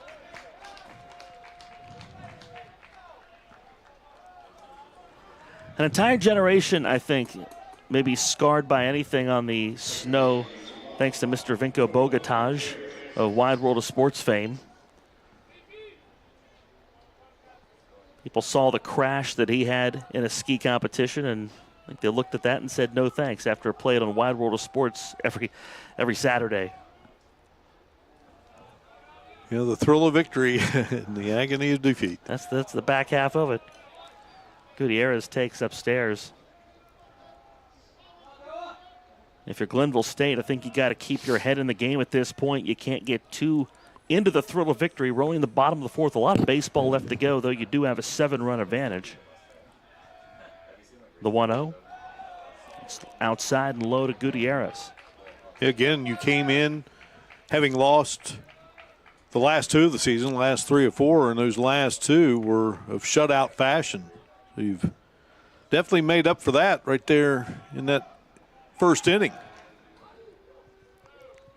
Well, to quote a great guy we lost this week, a great broadcaster we lost this week, you can't predict baseball. Yep, John Sterling. Yeah. Never a dull moment with John and Susan. Well, how about just the games he got a chance to call? That's lifted into left field. It drops in front of Grayson McNeil for a base hit, and Wheeling with 2 on here in the 4th inning. I read this about John Sterling. He called 3% of all Major League games ever played. And again, that's pre-1921 when baseball was first broadcast on the radio. That's how many games he was able to broadcast. 3% of all of them all time. What was it, like 5,000 in a row before he took a break? Yeah. Well, he stopped doing some road games in Yeah. the last couple seasons, yeah. A remarkable record. So 2 on with 1 away. Good chance for Wheeling here at a big at bat. Griffin Pickard could flip this back to the top of the order. Dellerman deals. That's a strike on the outside corner.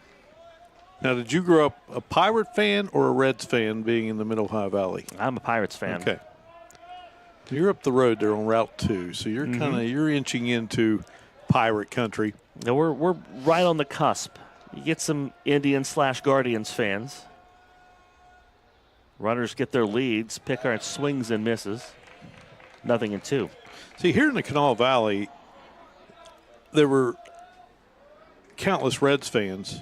However, you know, a lot of people, like myself, you grew up with the Charleston Charlies, who were the affiliate of the Pirates, so you were kind of torn a bit. Right.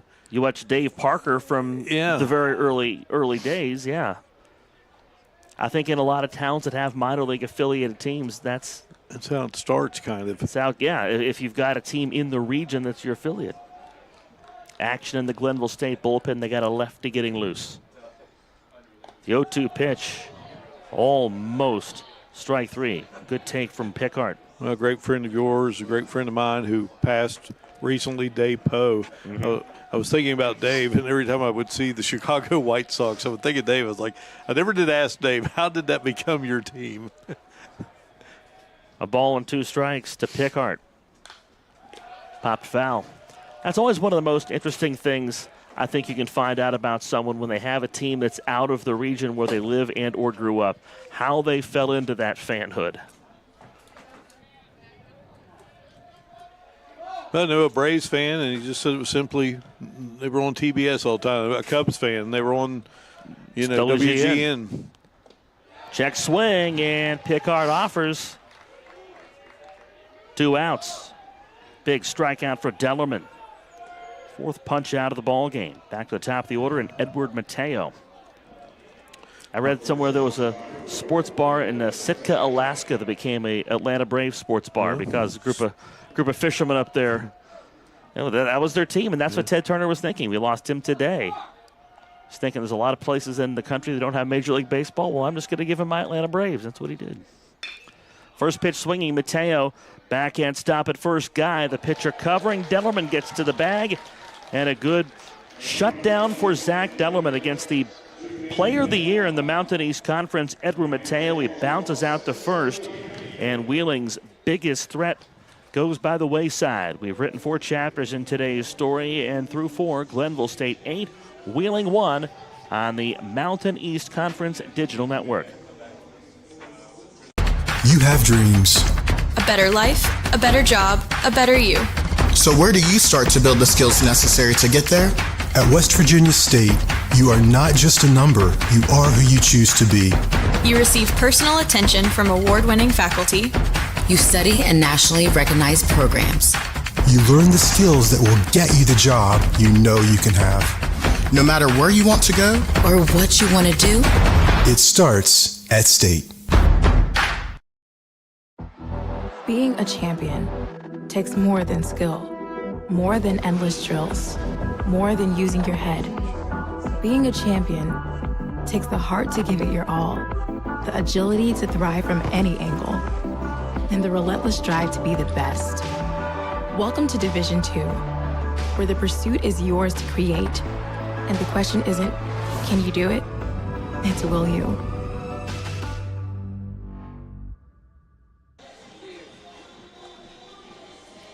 We jump into the 5th inning. 9-1-2 the hitters for Glenville State. Jetzel Cahigas Martinez against Tomoki Jitsukawa. This game had a lot of runs in the first 3 innings. It's slowing down somewhat. We've had 3 consecutive half innings that were shut down half innings. We've yet to have a 1-2-3 inning in this game. It's one thing that we haven't seen either of these teams do. Playing through some intermittent showers. We've seen the rain come and go. We had some of our hardest rainfall in a little while about 10 minutes ago, and now it's kind of gone down to being a fine mist again. Some hardy folks here at Gomart Ballpark sitting through that, finding tents, huddled under awnings, especially the awning that's in front of the press box. Cahigas Martinez 0 for 1. Had a sacrifice bunt that moved a couple runners over in the 3rd inning, one of the 3 sacrifice bunts that Glenville State has today. These Pioneers 4-6 all time in the Mountain East Conference tournament. I'd love to inch closer to 500 with a win today. Put a big blow in Wheeling's chances to win this tournament. Wheeling a top seed in their division. The pitch fouled over the backstop. Jitsukawa on in relief of starting pitcher Sebastian Kahn, who lasted just 2 1/3 innings, gave up 8 runs on 7 hits, walked 3 and hit 2. 1-1 to Jetzel Cahigas Martinez out of Jacksonville, Florida.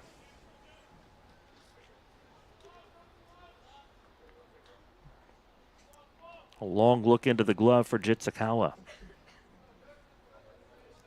The 1-1. Down and in. The nightcap involves Concord and Point Park. Jack Withrow joins me for the call of that one this evening. Here's the 2-1. Sent out of play over the third base seats.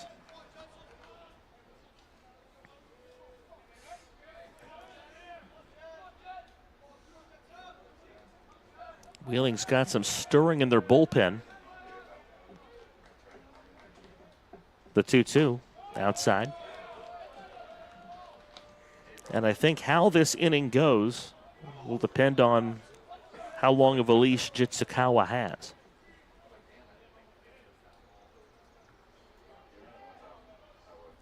Payoff pitch coming. Swing and a miss. Cahigas Martinez down on strikes. And since coming on in relief, Jitsukawa has struck out 4 and retired 6 of the 8 he's faced. The only guy he hasn't faced is Jacob Meadows. He tripled in the 3rd inning to bring home 2, and that chased Sebastian Kahn, the Mountain East Conference Pitcher of the Year. Jitsukawa deals. Meadows bunts, a beautiful bunt, bare hand pick. The throw not in time. A bunt single for Meadows, his third hit of the day. And this Glenville State team has just dropped a fourth incredible bunt in this ball game.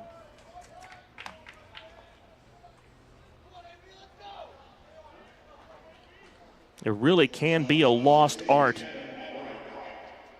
Bunting to move runners over, bunting for base hits. You've got a guy who can fly like Meadows. It's a definite weapon. He's at first with one away. Adam Bright stands in.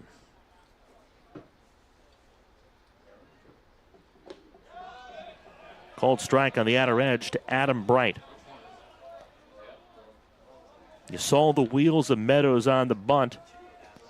Won't surprise you to know his 15 steals, second most on the team, has only been caught twice. And they check over for that reason.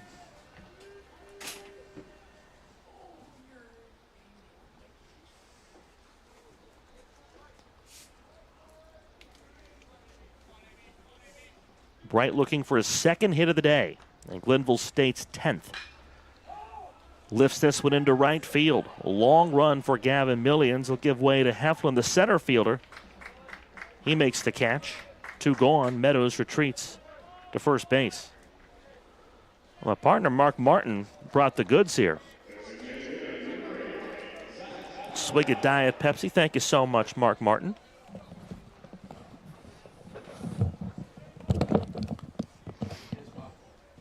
I might even share my popcorn. Maybe, maybe. You got his popcorn. Brian Shepard down there, they got Dr. Pepper. Foul ball behind the backstop for Laurie.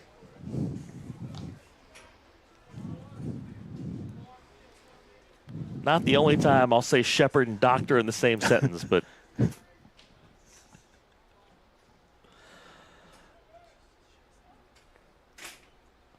Laurie awaits, lifts this one left side, and Alvarez ran out of room at third base.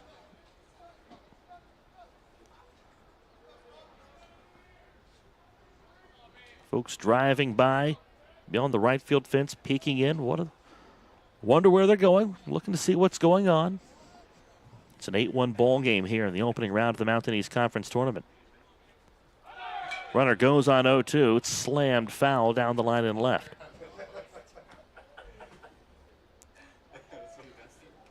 Ashton Crace is on deck, and he has been an extremely tough out for Wheeling pitchers today.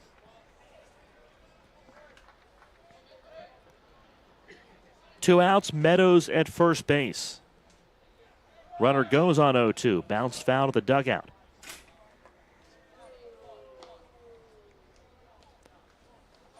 The fourth inning was the first inning in this game in which Glenville State did not score. Wheeling would like to duplicate that here in the fifth.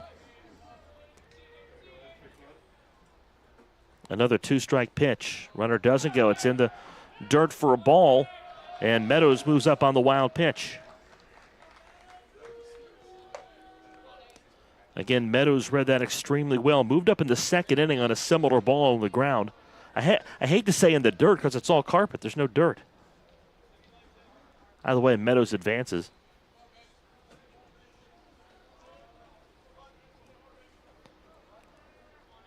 He's in scoring position for Laurie with 2 outs. The 1-2. Grounded to first base. Gloved there by Nicholas Schultz. Steps on the bag to end the inning.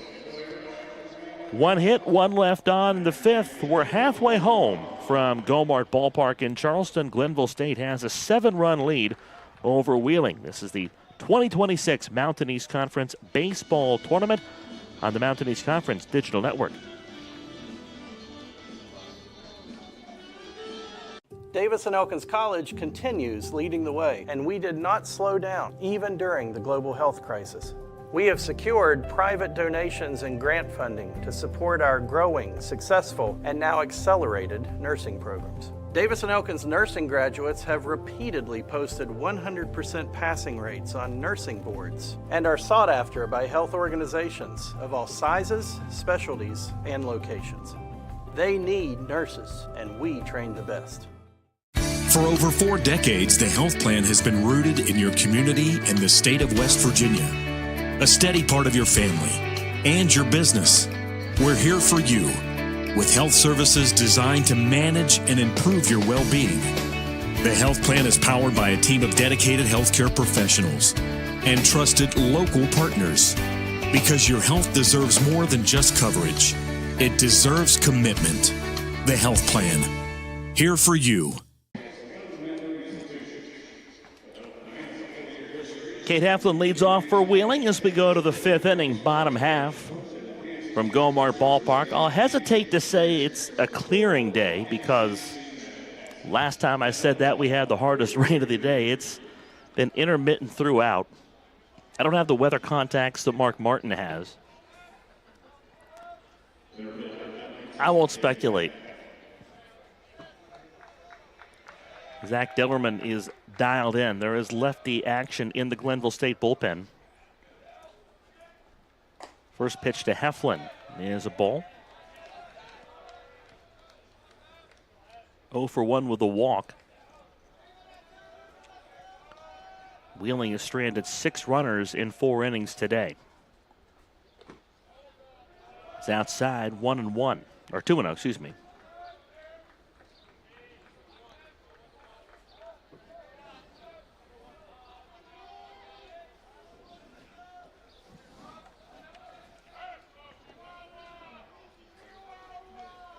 Heflin ready, the pitch. Just off the outside edge. This 2 balls and a strike, says our home plate umpire Mark Mayle. Lefty in the bullpen for Glenville State is Jacob Gora. It's lifted in the air, right field and deep. At the wall, it's gone. Ashton Crace looks up, and Heflin sends it over his head for a solo home run to open up the 5th inning. It's an 8-2 ball game on the Heflin solo bomb here in the 5th.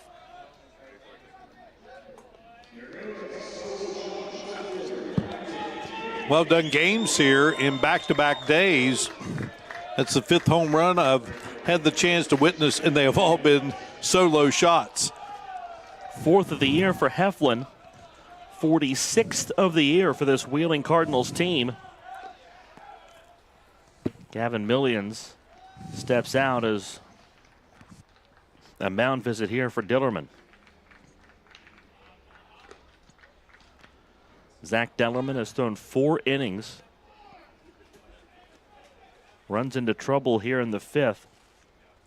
Again, this is the 3rd time through the order. And not for nothing, this Wheeling lineup, the home run is hit number 6. 2 of those hits for extra bases. They just have not been able to get the clutch hit. Wheeling's had the leadoff runner reach in 4 of their 5 innings. They've not managed to stack base runners at the same time and not managed to get that one big hit to break an inning wide open. And we had talked about earlier, Eric, you know, you are able to silence Glenville a bit on the scoreboard.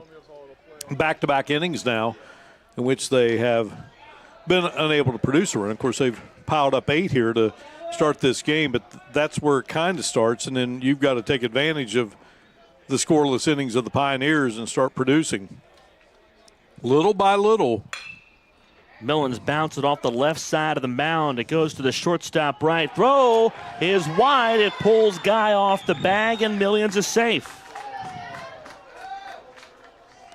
It looked like Glenville State caught a break. That ball was targeted up the middle when it deflected off the left side of the mound and went to the shortstop right. But his throw yanked Guy off the bag. We get a good look at that deflection right here. Well, maybe it wasn't as pronounced as I thought, but either way. Running so hard that batting helmet covers his eyes. He's just going straight forward and hoping for the best. Here's Luke Meyer. Takes a curve on the outside edge for a cold strike. Each team now with an error in the game.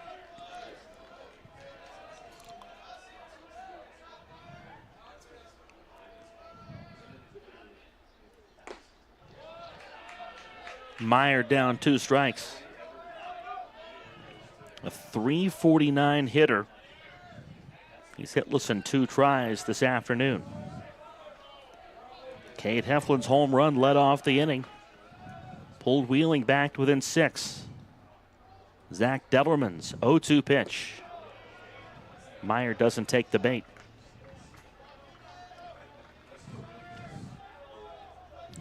A lot of people say home runs are rally killers when they are at the start of the rally. Wheeling will take it. They're not picky at this point.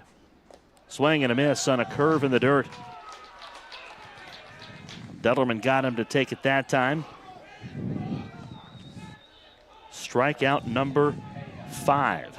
A much needed strikeout. First out of the inning.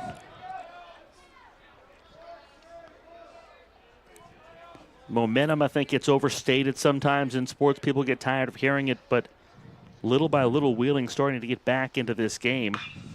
Crank to the third baseman.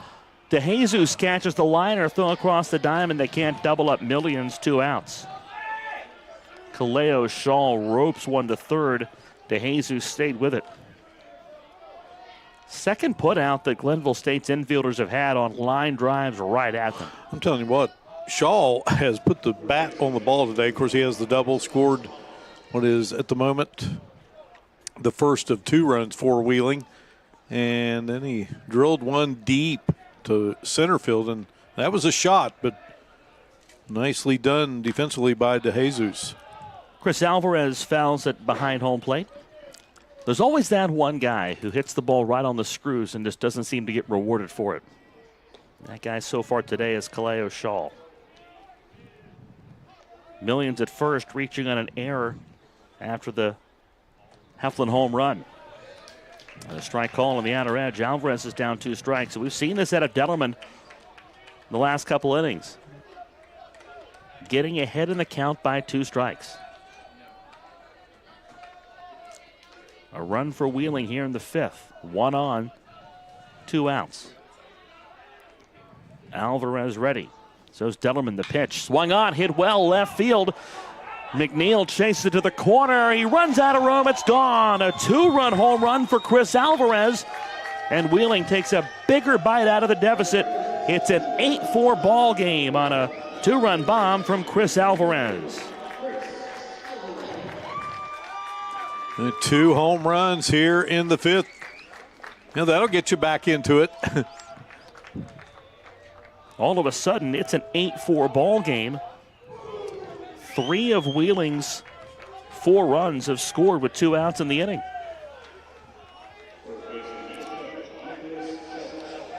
Those are real backbreakers, those 2-out runs.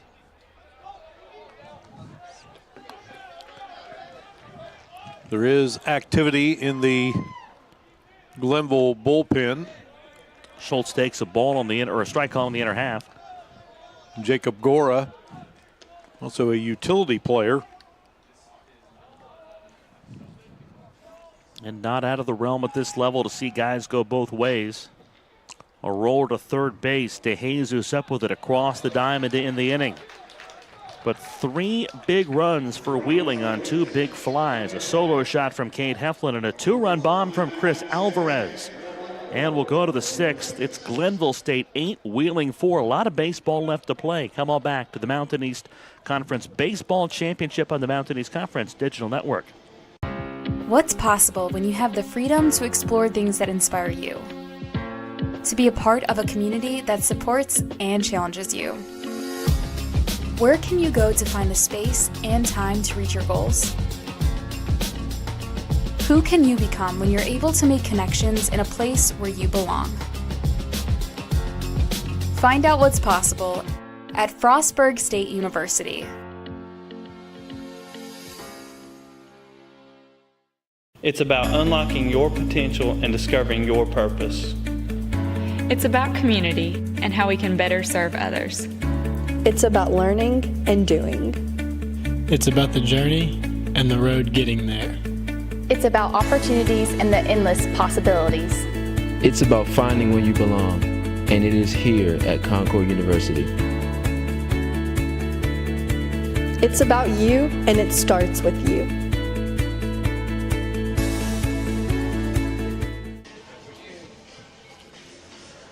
Wheeling takes the biggest bite out of what had been a big lead for Glenville State. A 3 spot in the 5th.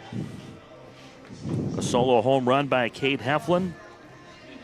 An error put Gavin Millions on the base paths, and then he scores on Chris Alvarez's 2-out, 2-run home run.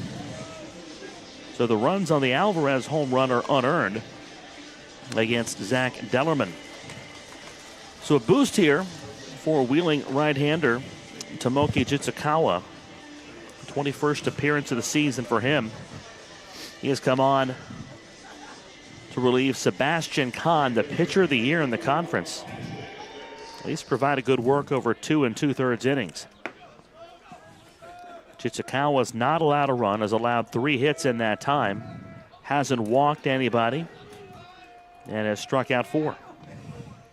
Ashton Crace leads off and sends this one in the air deep to left. Kaleo Shaw back, lost his cap, watches the ball bounce off the fence. Crace around first, strolls into second base with his 3rd hit of the day. A leadoff double to open the 6th.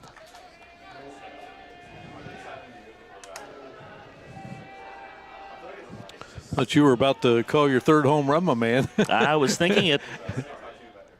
Double number 3 this season for Ashton, who has shown Crace under fire. Yeah, no doubt about it. And may be it for Jitsukawa, who did a nice job. Yeah, again, 2 2/3 in relief.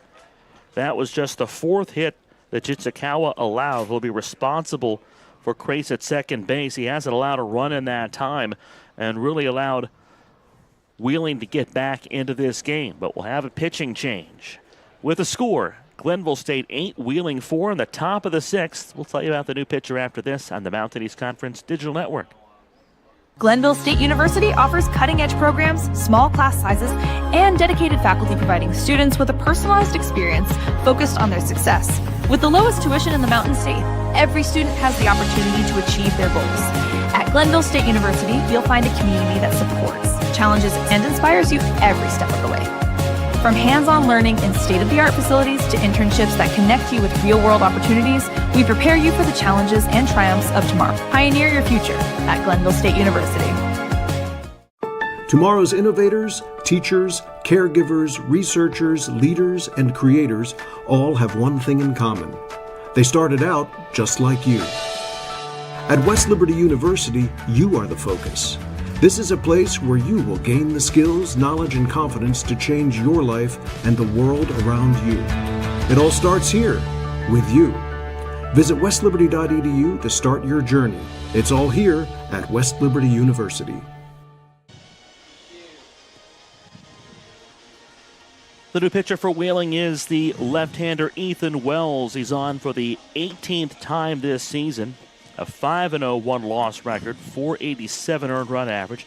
He's thrown just 20 1/3 innings this year, 14 strikeouts to 16 walks. He's allowed 13 runs, 11 of those earned, and 18 hits. Comes on in relief of Tomoki Jitsukawa, who put out a fire in the 3rd inning.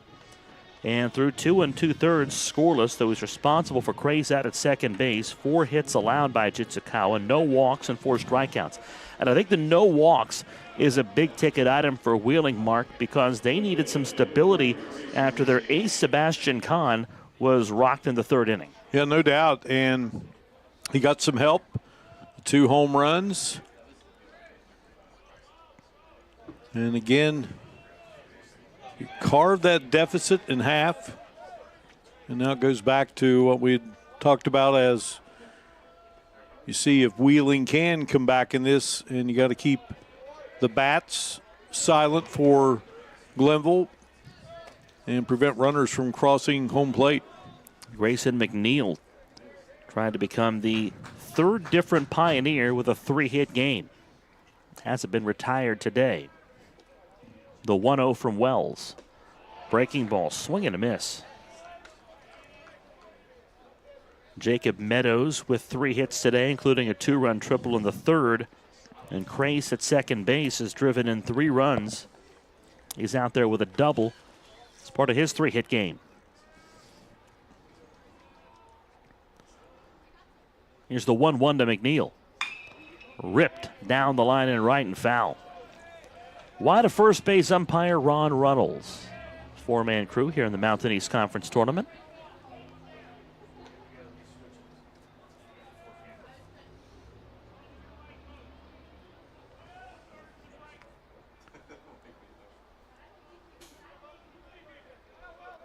Mist seems to be lifting. We're all about that. Let's hope it stays away. McNeil ready. The 1-2 misses outside. 2 balls and 2 strikes to the left fielder Grayson McNeil out of Dunedin, Florida. Yeah, you got another game here tonight. Point Park and Concord once were finished. Again, Point Park, the defending champions of the tournament. The pitch. Grounded to first. Diving play by Schultz. A foul ball, though. Wonder if that feels as good to dive on this newer generation of turf as they say it used to on the old stuff. On the old grass. When it got wet. Yeah. That old turf. I remember growing up seeing guys like Andy Van Slyke go for a ball in the gap in center and just dive and just keep going on a wet track. 8-4, Glenville stayed out in front here in the top of the 6th inning. The pitch to McNeil, down and in. The count runs full. Ethan Wells on in relief. More walks than strikeouts in 20-plus innings.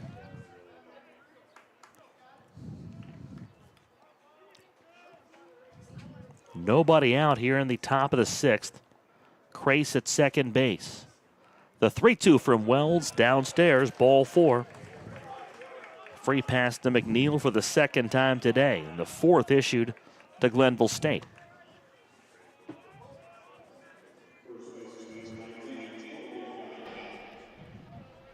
Glenville State will send that Colby guy to the plate. That Colby guy happens to be Colby guy. I bet he's heard that one a time or two. But not from you. Not from me, so no. It's new.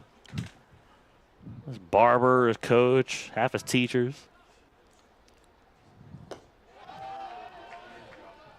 Chases that one out of the zone.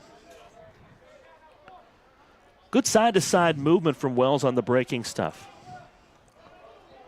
Now, Colby Guy has been a guy to put the bat on the ball today. Just one base hit, but pulls back the bunt attempt. Good block by Griffin Pickard.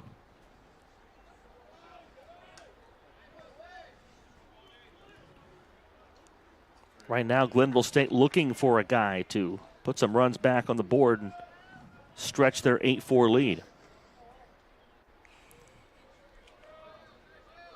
Scored the first 5 runs of the game before Wheeling got on the board. Then the next 3. A foul ball on the bunt. Goes to 1-2. They say he was in the box when the ball hit him.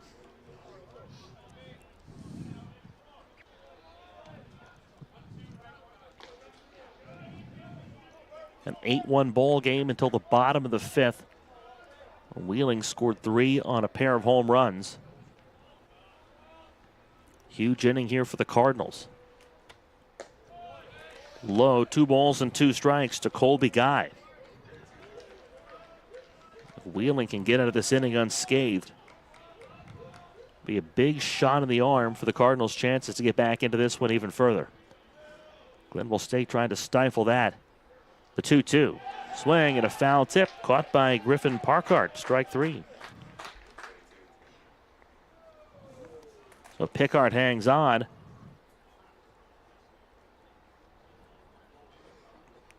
And now this may be the end of the line for Wells after facing 3 hitters.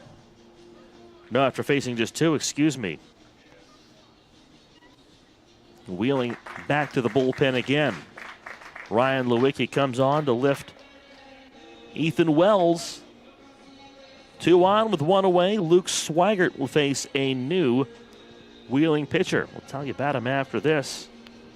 Again, Glenville State leads Wheeling 8-4 in the opening round of the Mountain East Conference Baseball Tournament on the Mountain East Conference Digital Network.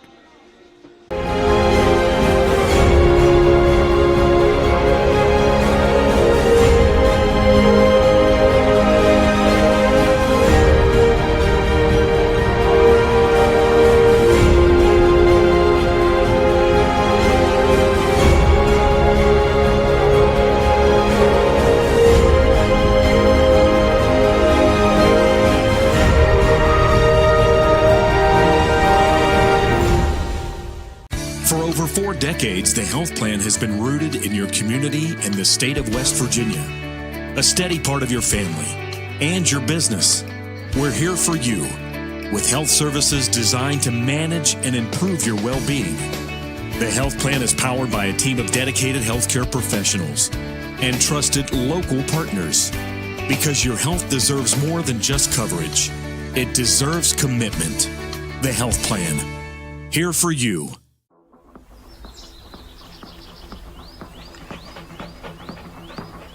No weekend plans? Try some of ours. From unrivaled outdoor adventure you won't find anywhere else in the world, to hometown plates and platters that pair well with the local craft beers. The happiest hours start here. Mountaineer Country. Come, go wild.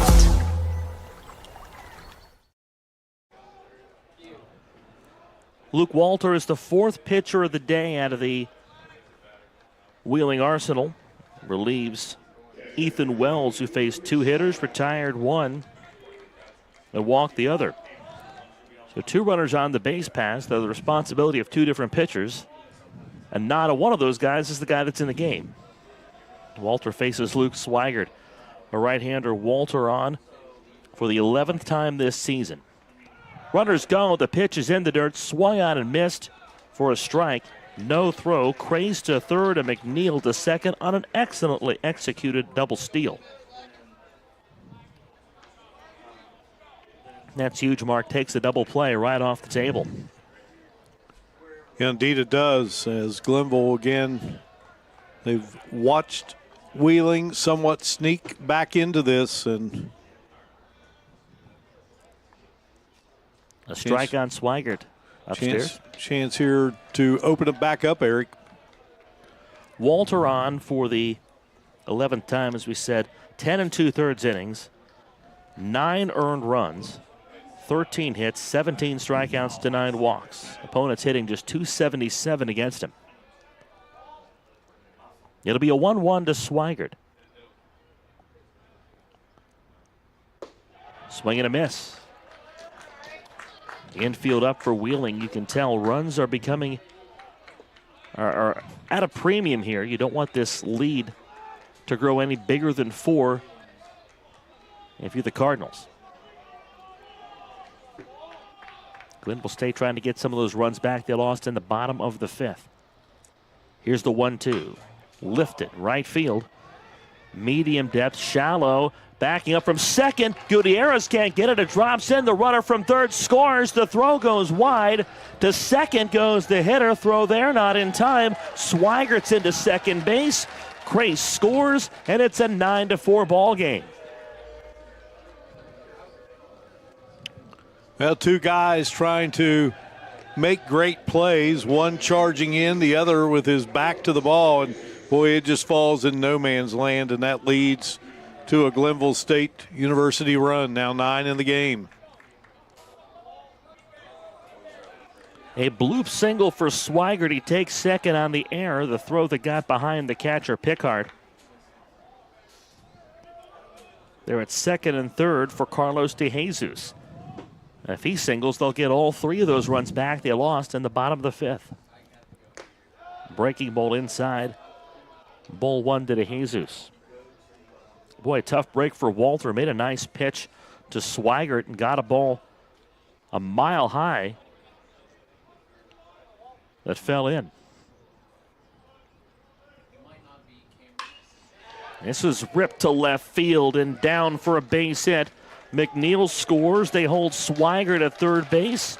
And DeJesus' second hit of the day is an RBI single that pushes the lead to 10-4.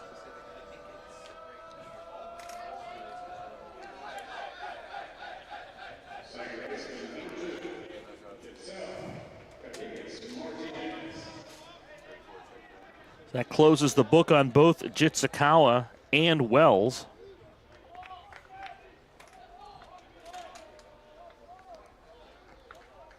Here's Jetzel Cajigas Martinez. Runners at the corners. Still only one away. That stays high for a ball.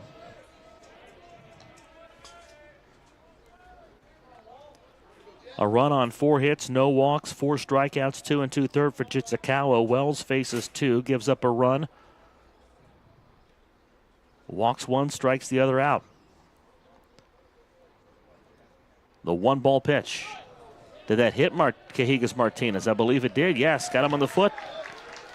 Bases full, top of the order up, in a really dangerous spot here if you're Wheeling. Glenville State leads this game by 6, and they got the bases full, striking for more.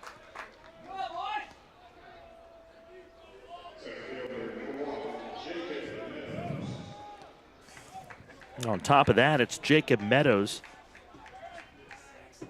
who's got 3 hits today, has reached on a walk, has scored 3 times. Bases full with 1 away. Wheeling in a dangerous spot. The pitch from Walter high. Luke Walter gave up back-to-back singles that both brought home runs, and then hit Jetzel Cajigas Martinez in the foot. Meadows, the 7th Pioneer to bat this inning. The 1-0 from Walter, high. Swigert at third, DeJesus at second, Cajigas Martinez at first base.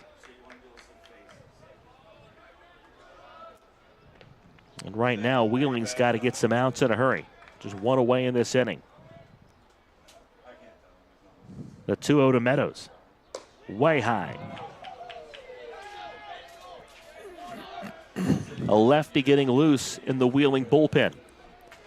And at this point, Mark, I think if you're Wheeling head coach Ryan Lewicki, I think you just want outs from somewhere, anywhere. Yeah, you've got to clamp down here or this thing could get out of hand in a hurry.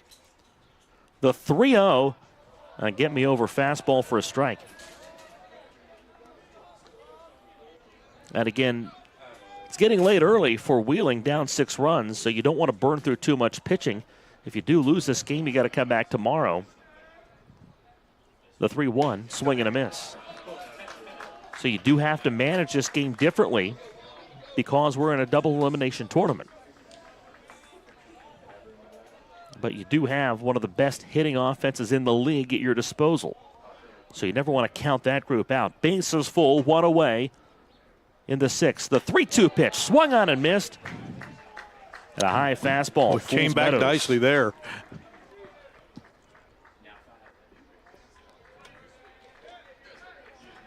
Climb the ladder. Meadows chased that fastball.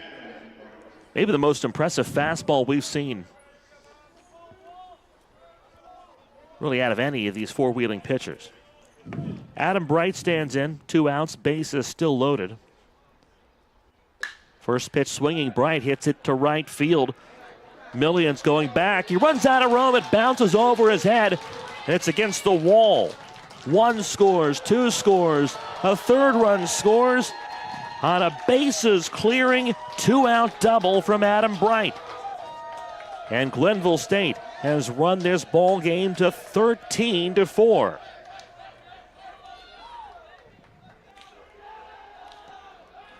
A 5 spot here in the 6th inning for the Pioneers. And I believe that's going to bring about another pitching change.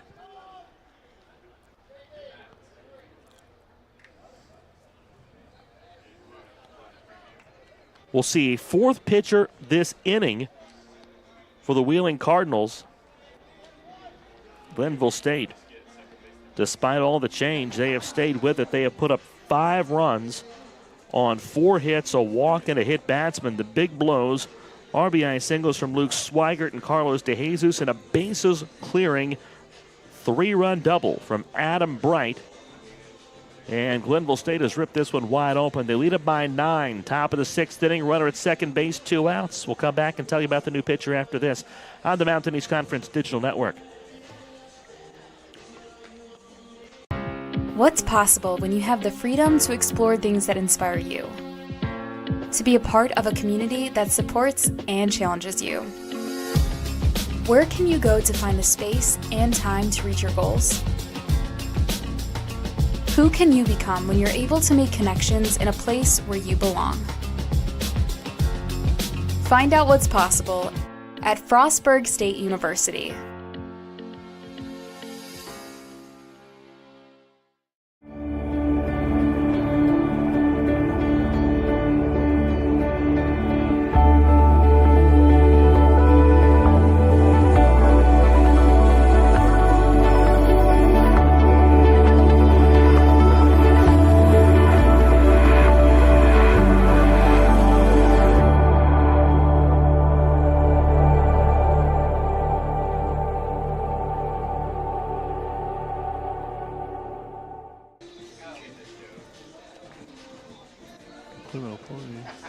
Lamont Akins is the fifth pitcher of the day and the fourth this inning for the Wheeling Cardinals. And he'll face a pinch hitter. Cody Reinhardt will bat for the DH, Zach Laurie. So new pitcher, new hitter. It's Cody Reinhardt facing Lamont Akins. 13-9 Glenville State. Reinhardt swings and misses at a strike. Akins on for the 15th time this year in 13 2/3. He has allowed 15 earned runs, struck out 10, walked 9, allowed 21 hits. A lefty Akins fires. Breaking ball. Reinhardt sends it a mile high. Shallow center field. Mateo back from shortstop. Under it, makes the catch.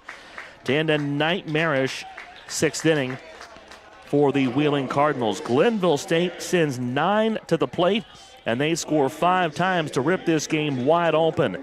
And the Glenville State Pioneers, the lower-seeded team in this matchup, on our opening day of the tournament, they take a 9-run lead over Wheeling as we go to the bottom of the 6th on the Mountain East Conference Digital Network.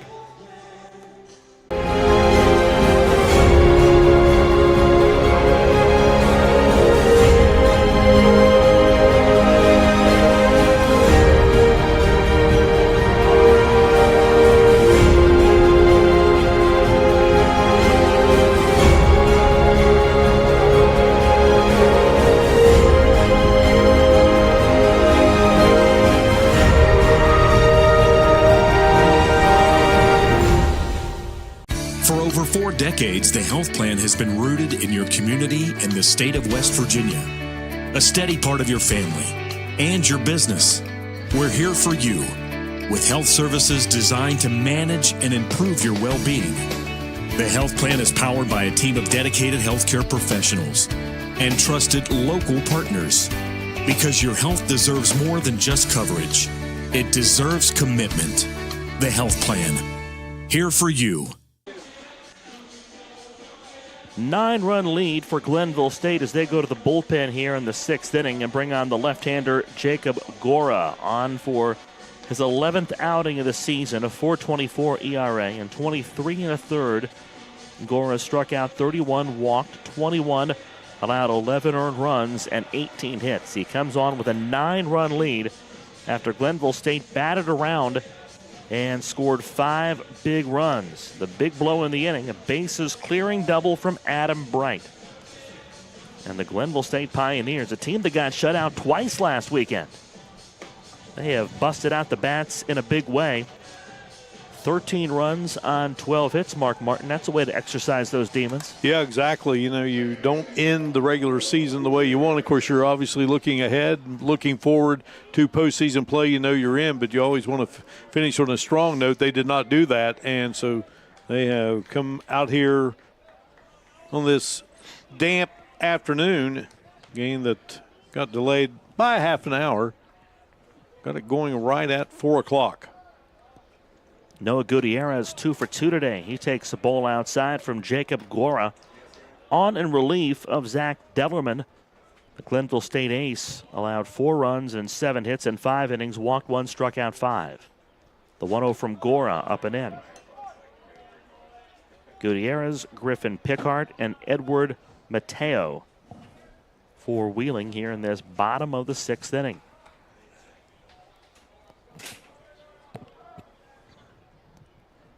Score is 2-0, down and in. And boy, when you are on in relief and you're up by 9, you just have to pump strikes in the zone. See if Gora does that on 3-0. There's one.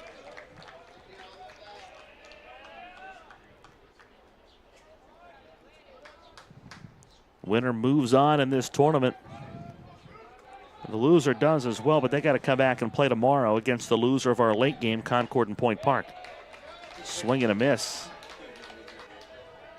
And the count runs full. Gutierrez got a piece of that.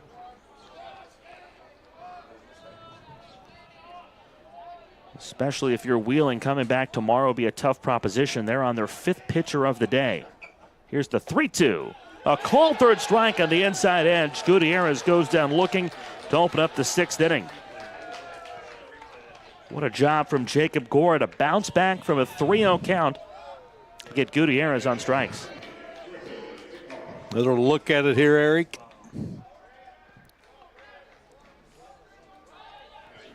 And Mark Mayo rings him up. I like the little point he had there, too. It's like, here's where it was. Right there on the corner. Pickard fouls it away.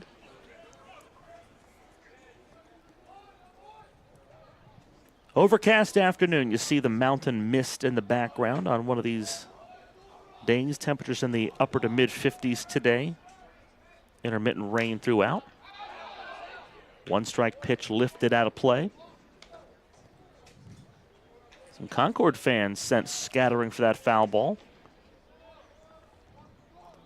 They say heads up, but you always see people duck. 6 strikeouts now on the day for Glenville pitching. They appeal and make it 7. Pickard down on strikes. They say he couldn't hold up his swing. Back-to-back strikeouts for Gora to open up the bottom of the 6th.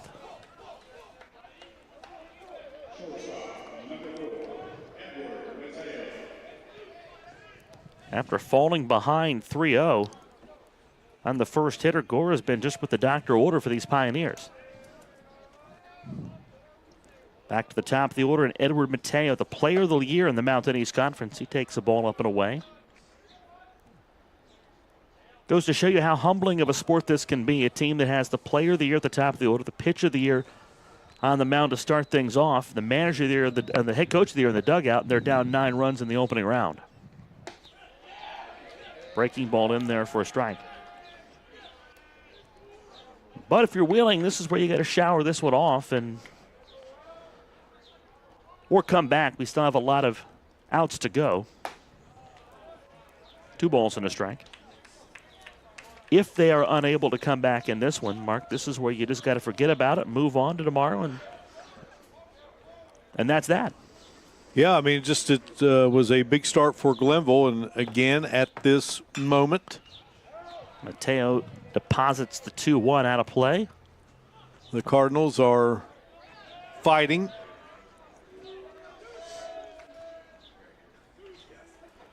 At the home of the Dirty Birds, the Cardinals trying to shake off the soot and get back into the ball game. Down 9 runs, 2 outs, bases clean. The 2-2 swung on and missed, and Gora strikes out the side in the home half of the 6th inning. Big shot in the arm for Glenville State. First 1-2-3 inning of the ball game. Glenville State by 9. Day 1 of the Mountain East Conference Baseball Tournament on the Mountain East Conference Digital Network. Well, buddy, I could possibly end it for us here.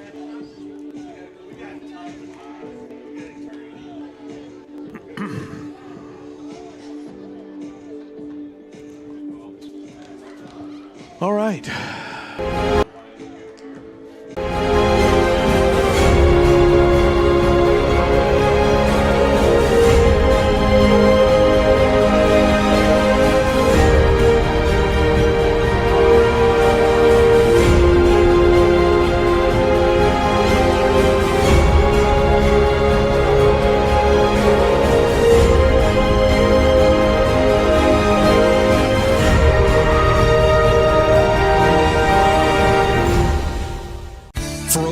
decades, the health plan has been rooted in your community and the state of West Virginia.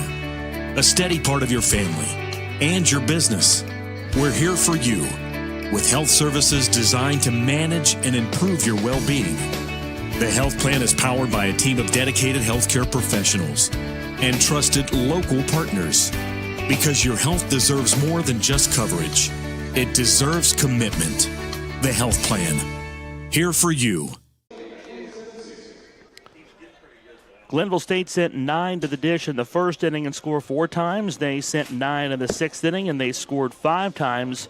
And after Jacob Goro's 1-2-3 inning in the bottom half, we go to the 7th inning, and it's a 13-4 lead for Glenville State. Lamont Akins remains on the mound for Wheeling. He'll face Ashton Crace, who led off the 6th, and leading off the 7th for us. We go back to the Ripley Baseball Hall of Famer, Mark Martin. All right, thanks very much. That's a recent honor, I believe. Congratulations. That happened Saturday. That's due to a lot of articles being written down through the years. Though I did play baseball. I played for a lot of years, but boy, it came my freshman year. You make the team, and the PE coach wants you to run track, and you go back to the baseball coach and say, hey, can I do both? And he says, no, you got to do one or the other. The track coach is fine with it. Go back to the track coach, say, hey, I'm going to play baseball. He says, what's your favorite sport? I said, football. He said, you need to run track for football. That's how it is. But from my T-ball days in the Cubs to my senior Babe Ruth team when I was 17 years old, New Image Fashion, those were it was a good run of baseball. It just wasn't at the high school level. But, yeah, a lot of fun, certainly, to be there with Christopher Jordan, who was a great baseball player at Ripley, then had a great career at West Virginia State, a 4-year starter for Sean Lloyd. And then Bryce Casto, one of the very best first basemen ever in the history of Ripley baseball. Nothing got by Bryce Casto. That's a school with a nice baseball heritage. Yeah, and they've got a really nice facility, and got turf for the first time. Got turf on the infield, and still keeping the outfield grass groomed. They're going to keep Shane Casto busy over there and let him mow something. Oh, I think that got Grace. It did. So on board here, and we talked about it during the commercial break, Eric, Glenville was a run away from perhaps winning by the run rule. Get a run here, go up 10, and then finish them off in the bottom of the inning. Obviously, Wheeling does not want that to be the case. But Lamont Akins plunking Ashton Grace there. Grayson McNeil now steps in. And McNeil has been busy today. A couple of base hits and 2 walks.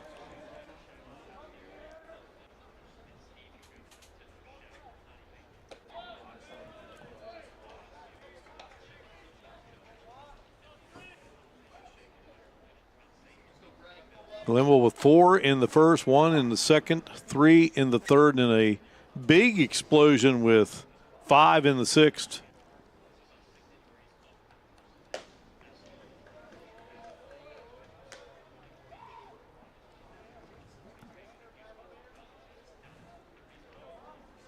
Twelve hits today for Glenville State, 13 runs. They've scored in every inning but the 4th and the 5th.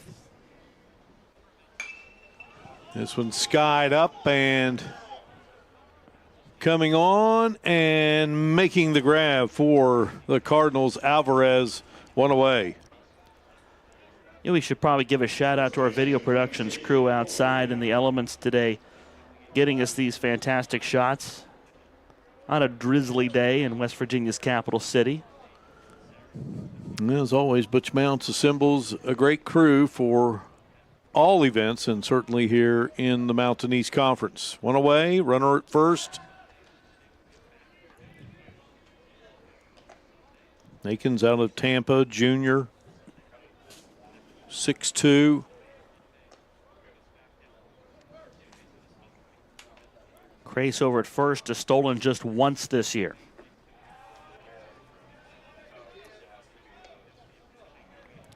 Colby Guy singled in the first, flew out to right, flew out to center, and struck out his last time up.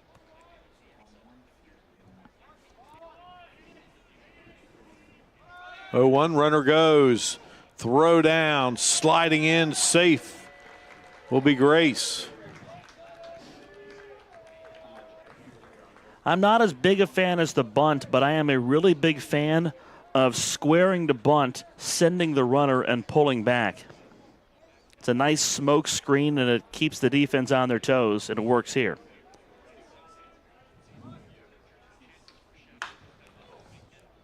This one will be smashed foul, 1 ball and 2 strikes. Guy shows you why he's not interested in bunting either, sending one up onto the party deck.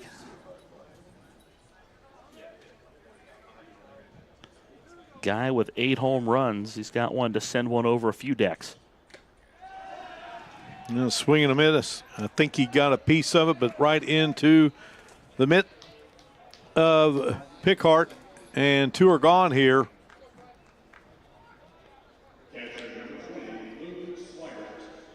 So Luke Swigert will now step in.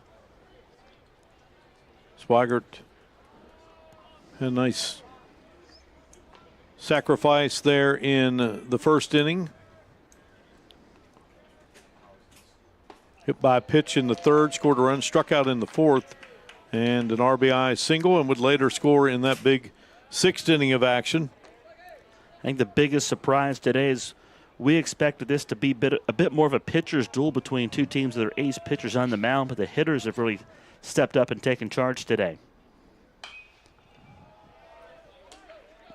Nice smooth swing, fouled off.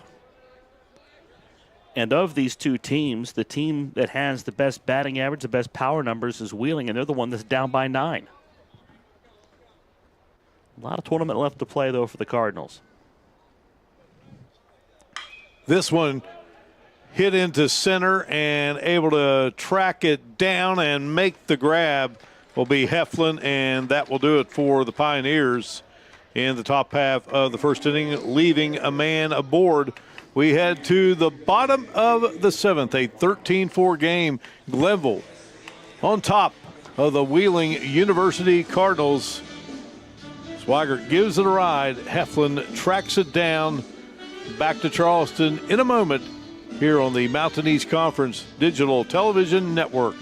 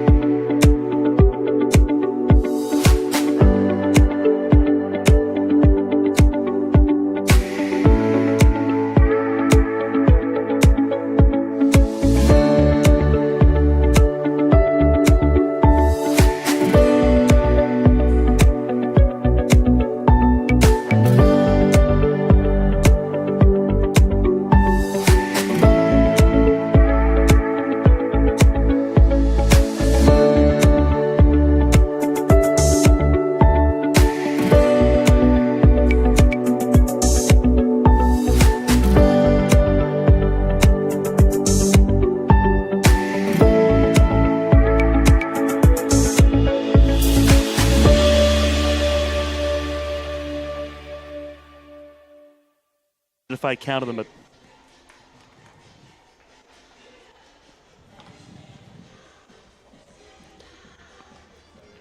ready to go here in the bottom of the 7th inning, and the Cardinals Wheeling with Cade Heflin, who just made that great grab out there in center field. How often do we see that? Defender is the leadoff man in his team's half of the inning. Work to do for Wheeling. 9 outs with which to work. And they'll do it against this left-hander Jacob Gora, who came on in the bottom half of the 6th and delivered the first 1-2-3 inning of the entire ball game and struck out the side in doing so. Well, dating back to the history of the Mountain East Conference Tournament 2014, Wheeling has never been in a championship game. Glenville lost in 2022 to UC. That was the start of a 3-year run of championships for the Golden Eagles. Point Park won it last year. UC in 24, 23, 22 as you go backwards. And West Virginia State in 2021 to win 2 games there against Concord, and they won both games 9-3 at Epling Stadium in Beckley. Heflin, a home run the last time up. 1 of 2 in that 5th inning. Need a few more, don't they? Yeah. Well, you're the king of seeing solo home runs in this ballpark this week. Yeah, in a matter of 24 hours.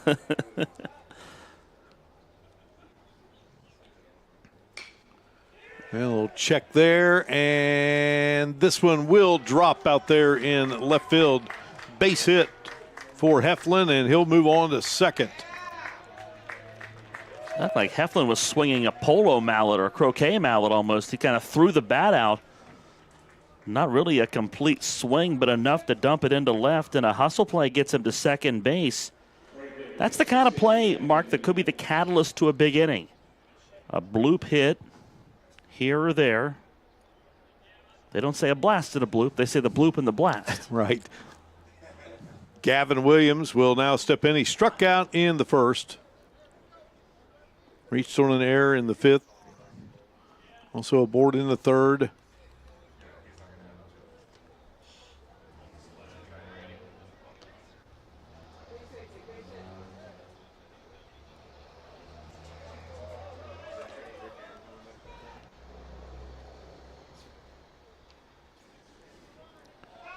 Ball got away from the bullpen.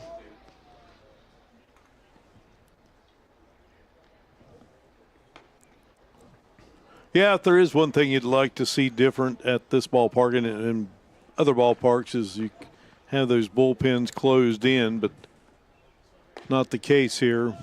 But if that's the only knock, then that's right.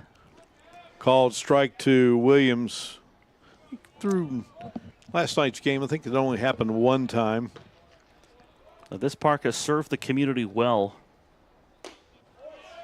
Yeah, in the city, they turfed this field. They have all these fields around the city, Little League fields. And look at what all this venue has hosted. WVU conference games, Marshall conference games, the Power/Dirty Birds, the Mountain East Conference. It's been a busy park.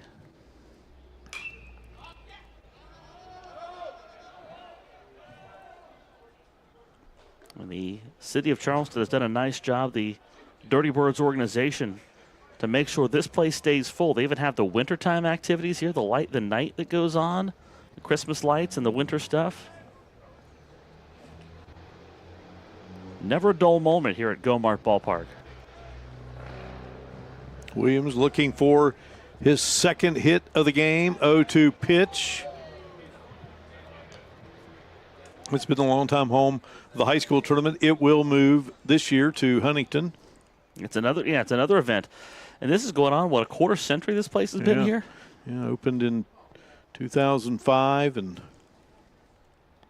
swing and a miss and a strikeout for Gora. Yeah, 20-plus years, and that's a lot of life in that 20-plus years. 4 strikeouts now for Gora. Yeah, I can remember the opening night like it was yesterday for what was then the West Virginia Power, a South Atlantic League member, and we saw a lot of players stroll through here that, not just for the Power, but for a Brewers affiliate for a long time. Yeah, just opposing teams. Connor Wong will come to the plate here for the Cardinals.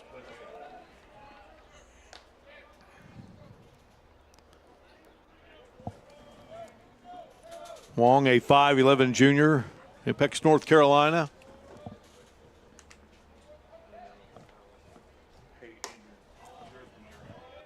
And forgive me, not number 9, number 0.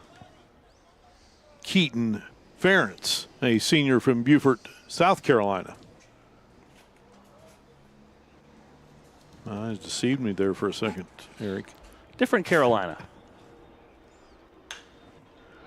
Well, nothing would be finer than for someone from Carolina to help this Wheeling team get back into this game. Not Carolina on his mind. It's a rally on his right. mind.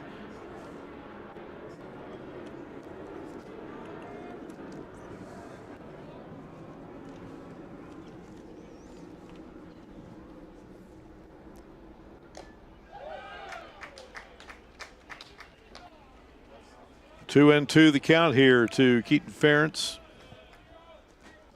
.296 batting average, has 3 home runs on the season, has driven in 21. Gora, the lefty, fires and down low.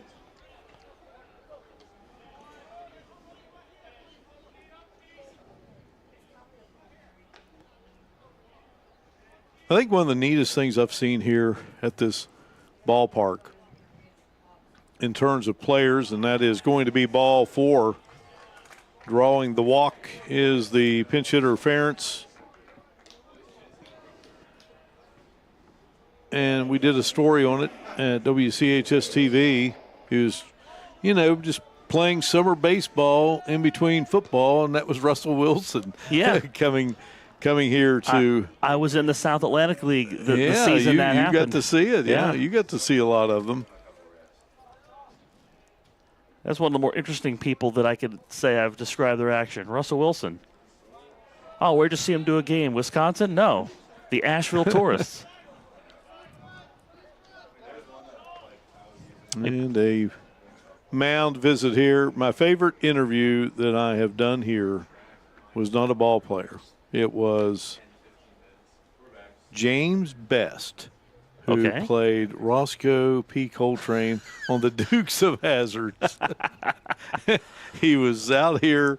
He had written a book, and the General Lee was here, and he was dressed up like Roscoe. And when I worked in Augusta, we had Mr. Belding. We had Mr. Belding was here. I interviewed. I think his first name is Dennis. Yes, and I interviewed Dennis. Yeah. I cannot think of his last name for the life of me right now. Yeah, nice guy. Both of those guys were great. Very nice man. I think a lot of those folks, you start to see stars of The Office do that kind of thing. Yeah. They come out for a lot of these minor league appearances. It's a good moneymaker. James Best, he seemed to be impressed that I remembered that he was actually Jim Lindsay on the Andy Griffith Show. Well, speaking of guests, the Dirty Birds on Friday night, Jason Williams, former DuPont star, NBA champion, was here. They had a bobblehead night with Jason Williams' basketball jersey that says Dirty Birds. Good to see him get some flowers in this area. He's very well thought of still as a player. And then the next night, Owen Schmidt threw out the first pitch, and, certainly a favorite in the Mountain State. That's what I love about minor league baseball and indie ball is just you never know what you're going to see when you come out to the park. And this one will be placed into left field, and that should get home a run for Wheeling. And safely in will be Heflin, and that makes it a 13-5 game. So if, and they did, Glenville ideas of maybe ending this game in a run rule, Wheeling trying to make that a little tougher. We talked about how Kaleo Shaw has made good contact all game long. He now has 2 hits, a double and a run in the second. Now this RBI single, but flew out to deep center in the third and lined out sharply to the third baseman in the fifth. So 4 times up, and Shaw has done his best to get his money's worth, though he hasn't necessarily been rewarded in the hit column the way he probably should have been. Chris Alvarez will now step in, grounded to short, reached on catcher's interference, and then had a 2-run blast in the fifth, the second of 2 home runs in inning number 5 for Wheeling. A 13-5 game, 2 on, 1 out. Gora. 1-1 now the count. One of my favorite things I saw in the minor leagues when I was doing a game in Lakewood, New Jersey, they had the guy who played Paulie from the Rocky movies out to throw out the first pitch. There you go.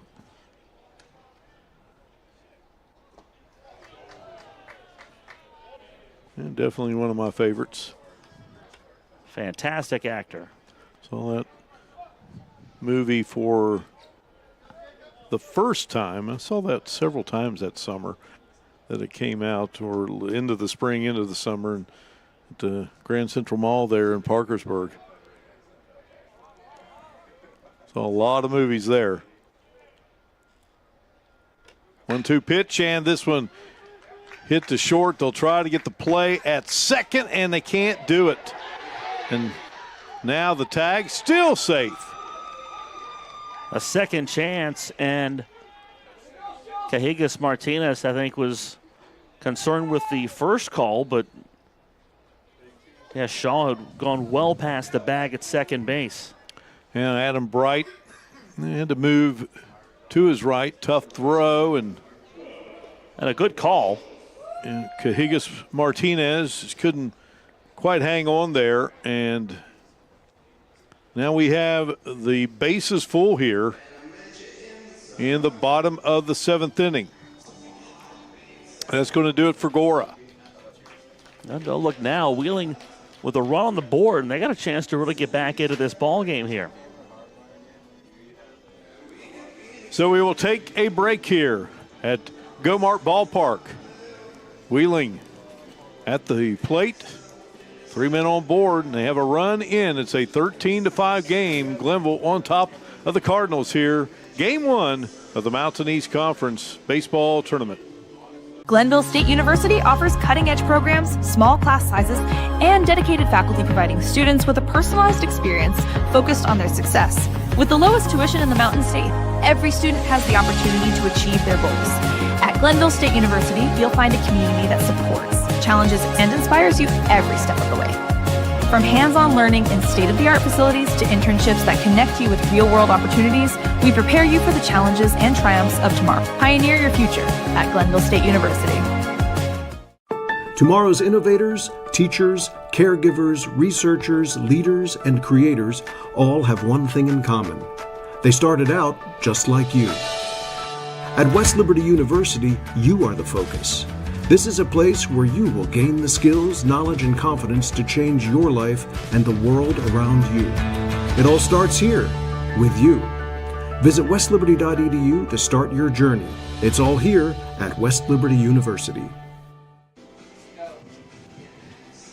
Back here at Gomart Ballpark, new pitcher for the Pioneers of Glenville. Gora faced 8 batters there. He struck out 4. Right now, Wheeling just 1 out. They trail 13-5. And trying to see if they can make a dent in things here against Glenville, which has led throughout, got 4 runs in the top of the first inning, and they thus far haven't looked back, but been a couple of moments in this game where Wheeling trying to mount a move. Grant Landis now in, 3.51 ERA, 4-1 on the season, be his 15th appearance. 42 strikeouts, 23 walks, and he fires a strike to Nicholas Schultz. Schultz on the day flew out to right, center, and grounded out to third in innings 2, 4, and 5, respectively.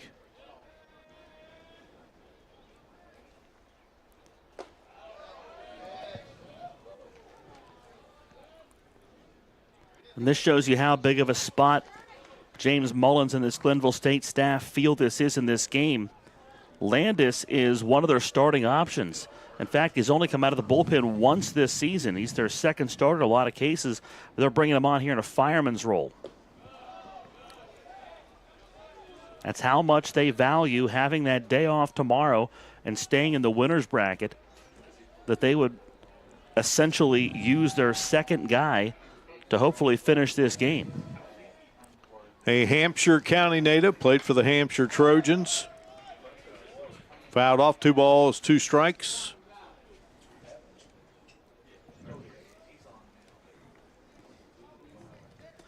I kind of like this gambit, though, using your number 2 pitcher out of the bullpen in a situation like this. Again, a guy that has the length to go the distance if they want him to. Was at Garrett Community College before making his way to Glenville.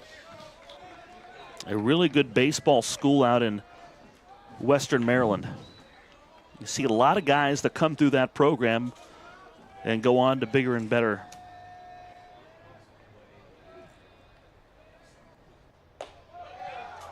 Upstairs. And drawing the walk, and in comes a run. So 2 walks in this inning.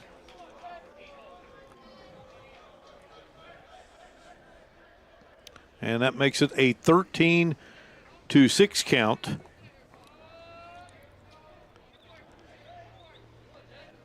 Glenville had a winning streak this season of 9. That was stopped by Concord. Wheeling from March 21st through March 30th, they won 8 in a row. Glenville's lost 3 in a row this season. And the impressive thing about Wheeling, Eric, we talked about, that record and what they've accomplished, what they did on the road, and those 36 wins, and started doing losing streaks.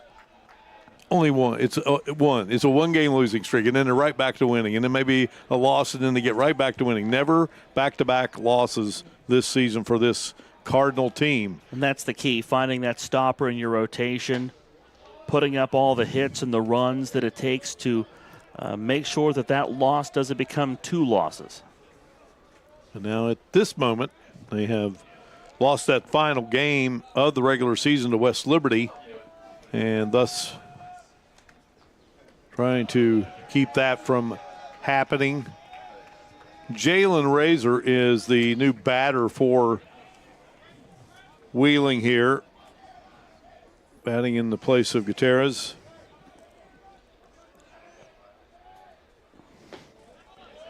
Racer looks at a called strike. So the count, 2 balls and 2 strikes to Jalen Racer, an infielder, a senior out of Aiken, South Carolina, to South Aiken High School. It's the Augusta area, just north of Augusta. 2-2 pitch. And the count is full. Just 42 at-bats this year for Razor, but he does have 15 hits. He's driven in 8 runs, and he's in a big spot right here, Mark.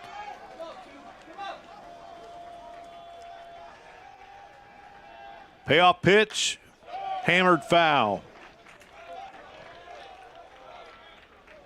We'll do it again.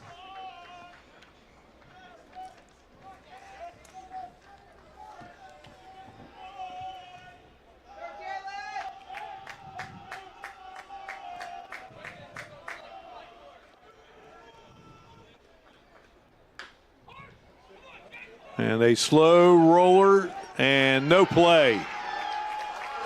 Yeah, tough situation there for Glenville. And DeJesus coming and, probably just did the wise thing and, don't rush anything, and that will bring home a run. You've got a cushion with which to work at this point, and though you hate to see Wheeling whittle into the lead the way they have, now a 13-7 ball game. DeJesus did the smart thing to not compound a dribbler infield single and throw the ball away and bring in another couple runs.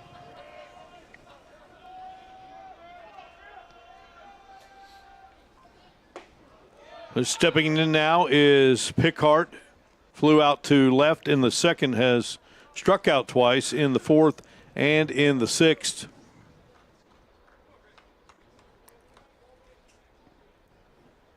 A little chat here between home and third base. He's the only Cardinal that's not reached in some way, shape, form, or fashion this afternoon. And no better time than to do so right now. Bases loaded, 13-7 game, 1 away. Count even at a ball and a strike. Landis fires, swing and a miss. A submarining right-hander getting loose in the Glenville State bullpen. That's Trent Taylor down there. 8th batter of the inning here in this 7th for Wheeling. Landis deals. And now even at 2 balls and 2 strikes.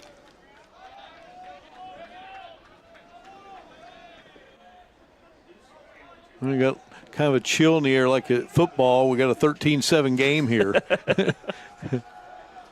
The pitch, and that is in there for a called strike. Big strikeout for Landis. Okay, And that's step 1 for Landis. Step 2 coming right to the dish here. Inning doesn't get easier. And you got your player of the year in the Mountain East Conference. This is what you like at a conference tournament. You like your big players, your stars of the league to have big opportunities, and no bigger one here. Here's a throw over to third. He almost had the bat taken out of his hands. Alvarez had to scamper back.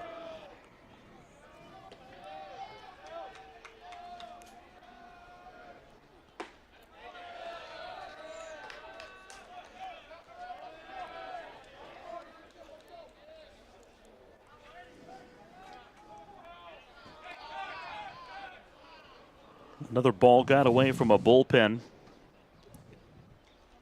So they'll deliver that back toward the Glenville State folks.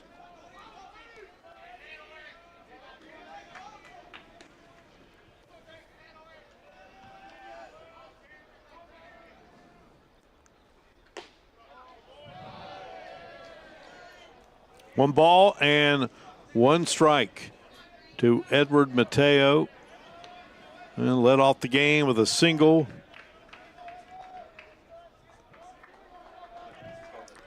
Liner to second. And he's frustrated with that swing, and then he put out at first base. First baseman to pitcher, and then struck out in the 6th.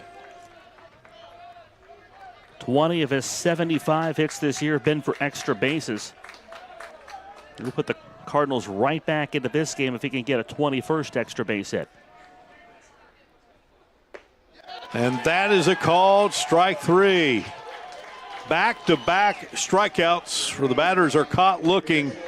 Now Wheeling sent 9 to the plate. They were able to come up with 3, but they lead 3. Landis strong against the player of the year. And we head to the 8th, and it's Glenville 13 and the Cardinals 7 here on the Mountain East Conference Digital Television Network.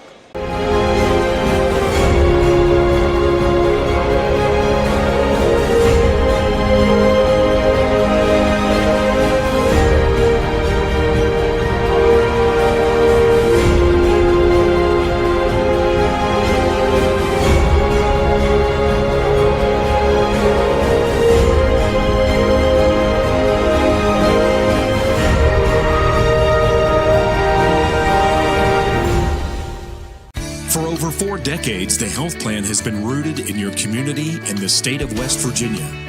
A steady part of your family and your business. We're here for you with health services designed to manage and improve your well-being. The health plan is powered by a team of dedicated healthcare professionals and trusted local partners, because your health deserves more than just coverage. It deserves commitment.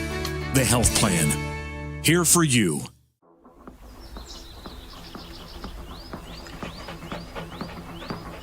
No weekend plans?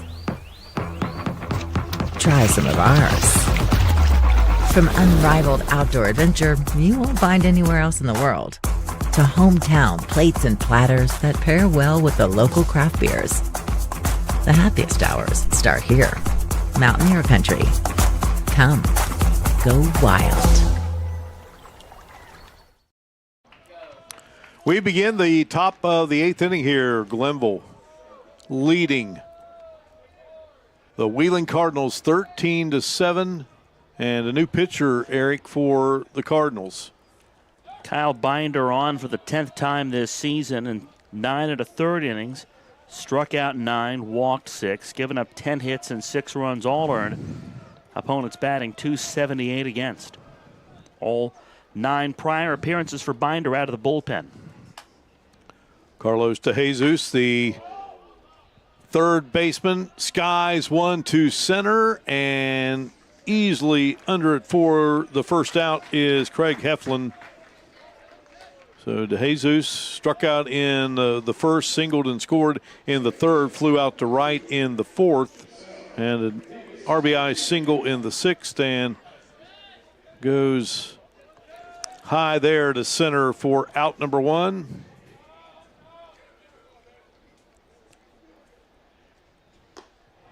And a swing and a miss. Ever since Adam Bright sent Luke Walter to the showers with a bases-clearing double, Wheeling pitchers Lamont Akins and Kyle Binder have combined to retire 5 of 6. Jetzel Cajigas Martinez grounded out to second in the first inning. Sacrifice in the third, struck out in the fifth, and was hit by a pitch in the sixth, scored a run. That Bright RBI double is Glenville State's last hit in the game to date.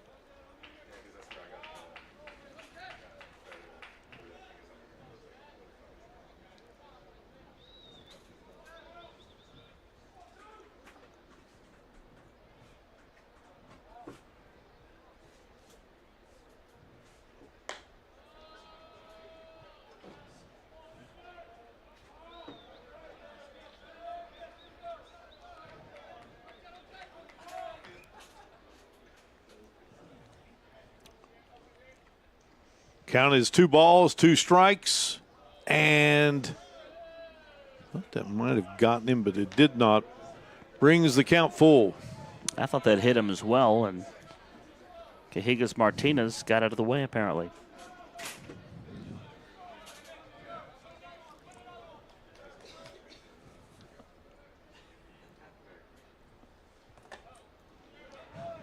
And that will be ball 4. So he draws the walk. Well, I know Jack Withrow's waiting in the wings, and I saw that there's a putt-putt course on the concourse. I kind of wonder if he's not back there. That's a wet day, but you know he's a golf enthusiast. He's played in worse, I guarantee you. So Binder walks Cajigas Martinez. And to the plate, top of the order, Jacob Meadows. Meadows walked and scored in the first, singled and scored in the second. Drove home 2 runs with a triple in the third and had a single in the fifth, struck out in the sixth. They finally cooled him off. Well, you just feel like Wheeling being on their 6th pitcher of the day is not something that they had on their bingo card with Sebastian Kahn, their ace, going today. But one of the things that all these different arms have managed to do is these Glenville State hitters have seen different looks. You know, they've needed that because, again, Meadows to the plate for the 6th time today. Runner goes, throw down, and sliding in head first safely will be Cajigas Martinez. On top of that, the Cardinals have a right-hander going in the bullpen again. Good jump, as you see, from Cajigas Martinez.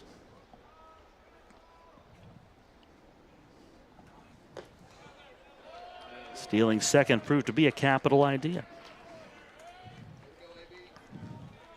In the capital city. We have the dome behind him there on the shot. I like that. It inspired me so. Meadows draws the walk. So 2 walks here after the fly out to center by DeJesus, and stepping in is Adam Bright. Bright walked, struck out, RBI single, flew out to center, and lifted one up that was caught by the shortstop. Meadows, who just reached, and Ashton Crace both have 3 hits in the ball game. Bright can join them with a base knock right here.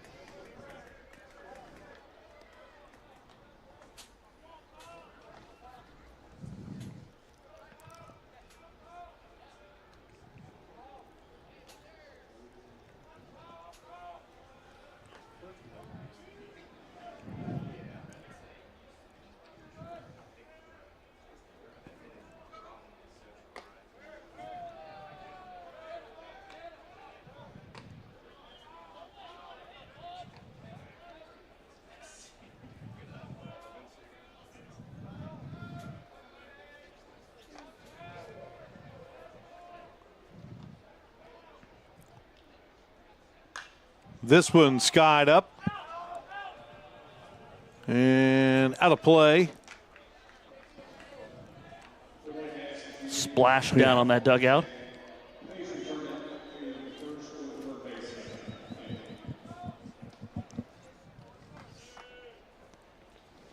So back to work will go Bright. They just made the announcement that foul balls will be returned to the dugout, and this is the first time I think I've seen one sit there so long. Usually at a ball game you see about a half dozen kids running after a loose Runners ball. go, and everyone is safe.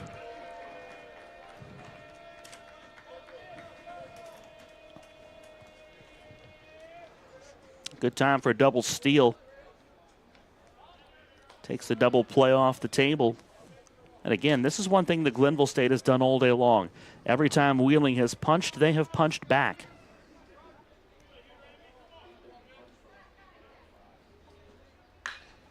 Ripped foul.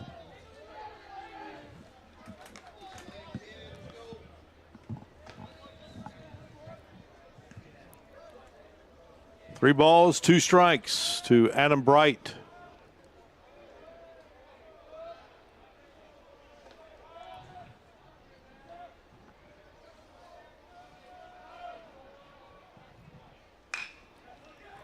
Chopper.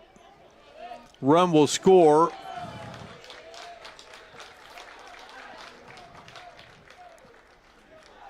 Okay, Higas Martinez scores from third. That will make it a 14-7 game. Bright out at first. On the fielder's choice, and that will bring us to 2 outs. The Pioneers kicked the extra point. Yes, they did. They've been waiting on that. They wanted to go for 2, but Gavin Blair will step in. Grew up in Monongah, went to Fairmont Senior. A senior infielder.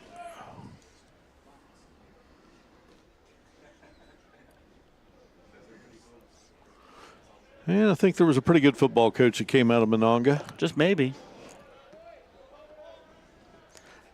Didn't he get inducted into the Sports Writers Association Hall of Fame this week? Did I read that correctly? Last year. Last year? Yeah, last year, yeah.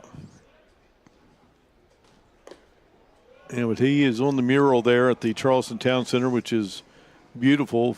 Get a chance to see it while you're here in the capital city, some of the greats of West Virginia. Did you MC that Victory Awards dinner just That last was nice. weekend? Yeah, that was nice. On Sunday, a little different this year. And they do a really nice job with that. Some talented young kids being honored in a variety of sports. A lot of hardworking young athletes in this state. Tony Caridi wins the Morehouse Award. Now that is ball 4. So Gavin Blair gets up and draws what is the third walk of the inning. Big year for awards for Mr. Caridi. He's got the Morehouse Award, and this summer he'll get the Voice of College Sports Award from the NSMA.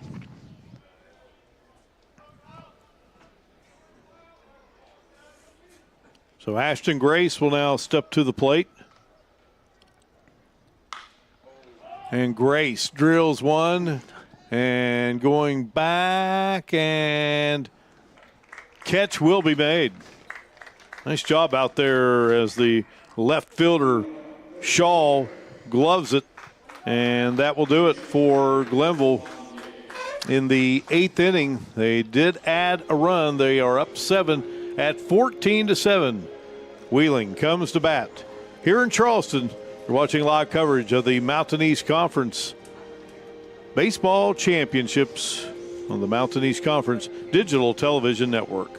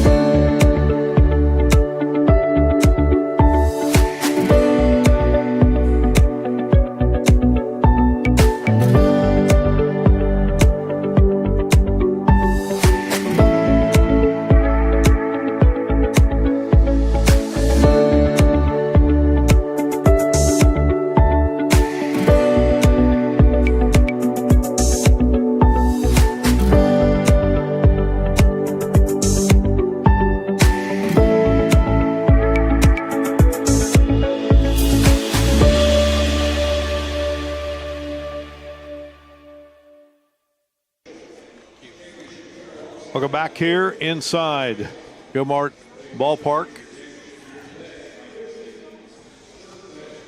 And it is a lead for the Pioneers of Glenville at 14-7, and Wheeling 2 more opportunities here. Landis continues to be the pitcher for the Pioneers.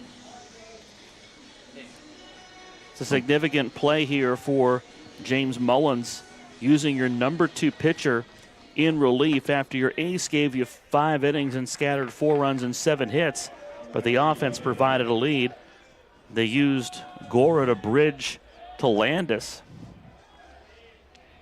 This game definitely being managed like a tournament game. Cade Heflin's had a good day, a home run, a double, scored a couple of times. And we talked about this earlier too. So many of the games these teams have played, and definitely all of them in the last couple of months, have been 7-inning contests. So when you're looking to get 27 outs instead of 21 outs, you're looking to build your bullpen. You're looking to construct the game a little differently. And they've got a chance to earn a day off tomorrow. Sharply hit foul, 1 ball and 2 strikes. In the championship will be staged on Sunday here at Gomart Ballpark. It'll be a happy Mother's Day for some mothers and a less happy for some other mothers. Well, and the mothers who will be here in the park, it's something they've been doing for many, many years, watching their sons play baseball. You can bet that. Oh, absolutely. I love the dedication of sports parents.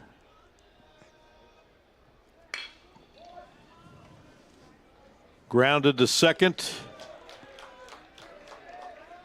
Cajigas Martinez retires him there, and we have 1 away, and that brings up Gavin Millens. Struck out, singled, reached on an error, and struck out again. If you're tuning in looking for Concord Point Park, this one was delayed by weather for 30 minutes, so we didn't get going until 4 o'clock. This game now 3 hours, 3 minutes old. That first pitch was delivered right at 4 o'clock. Now Gomart Ballpark, just 1 of 4 here in Charleston. Baseball started 1910 at Old Worley Park, the corner of Virginia and Ruffner. Charleston Statesman played in the Class D Virginia Valley League, and then they became the Senators in 1912, and then later played at Canal Park, which was the same site as what would become Wapow Park. And Wapow was built in 1949 at a cost of $350,000, and that was the ballpark in the capital city until this shrine came into existence in 2005. 2-2 pitch, 3-2 the count. You say 1903 for Worley Park? 1910. 1910? Yeah, 1910. So baseball been around a long time here in the great capital city, and this one hit up the middle, scooped up there. Nice play, the throw, and a headfirst dive. Great effort there by Millens, but what a play by Bright, and fires on to Guy, 2 away. At the risk of being a broken record, every time I see somebody headfirst dive into first base, you wonder, had Millens run through the bag on a bang-bang play like this, does he get the benefit of that call? He hops up and is angry about the call, but I'm not sure that he did himself any favors by diving headfirst. Keaton Ferentz will now step back in.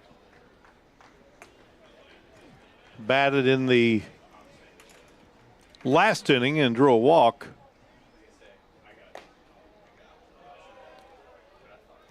I'll ask about Worley Park. It's interesting. I thought you said 1903. 1910, West Virginia was only 47 years old when professional baseball came to Charleston and hasn't left. I remember the first time I went to Wapow, and that was when I was going to be in 5th grade, I believe. Our Little League team went there. All the Little League teams from Ripley went there. 3-1 the count now here to Ferentz, and Charlies were playing the Richmond Braves, and a Richmond Brave pitcher gave me a baseball. We were kind of out there in that area and just handed it over. That is ball 4. And not being very smart back then, we played with that baseball I was given.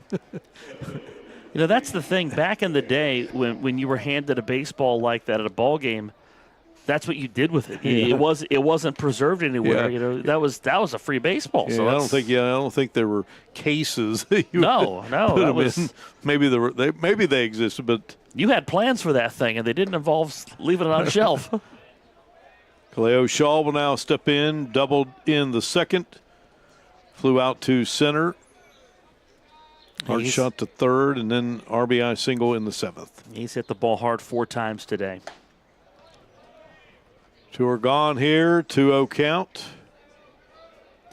Unless you got the thing signed. If you got it signed, then yeah, I mean you set that on a shelf. But otherwise, no, that was your new pearl in your backyard. Now, you're a Pirate fan. Yes. I played in an all-star tournament in Follinsby, and, of course, obviously that is definite Pirate country. Oh, yeah. Here in Brooke County, and the people that I stayed with for this tournament as Shaw draws the walk, so back-to-back walks here by Landis as Ferentz moves over to second, and we may have a visit to the mound here. And gentlemen came to work on their house, and somehow we got to talking, and a few days later he sent me an envelope that had pictures, headshots of all the Pirates, and they were all signed. Wow. And I was going to be in 8th grade. A buddy of mine who was also going to be in 8th grade, he had to move to North Carolina going into what would be our freshman year, and I remember giving him all those because he was a Pirate fan, and I was, but I wasn't. You right. know? So that's a very generous gift. That would have been. He's a financial guy. Is that right? I don't know where that is. That would have been a loaded Pirates roster in that era. Oh my gosh. Was that quite lumber company era we're talking about? Yeah. Are we talking like Clemente? Yeah, no, he not him, but you know, the Parkers and that bunch. You know, Parkers, Richie Hebner, Willie Stargell, Zisk, Zisk. Prime mid-'70s lumber company years.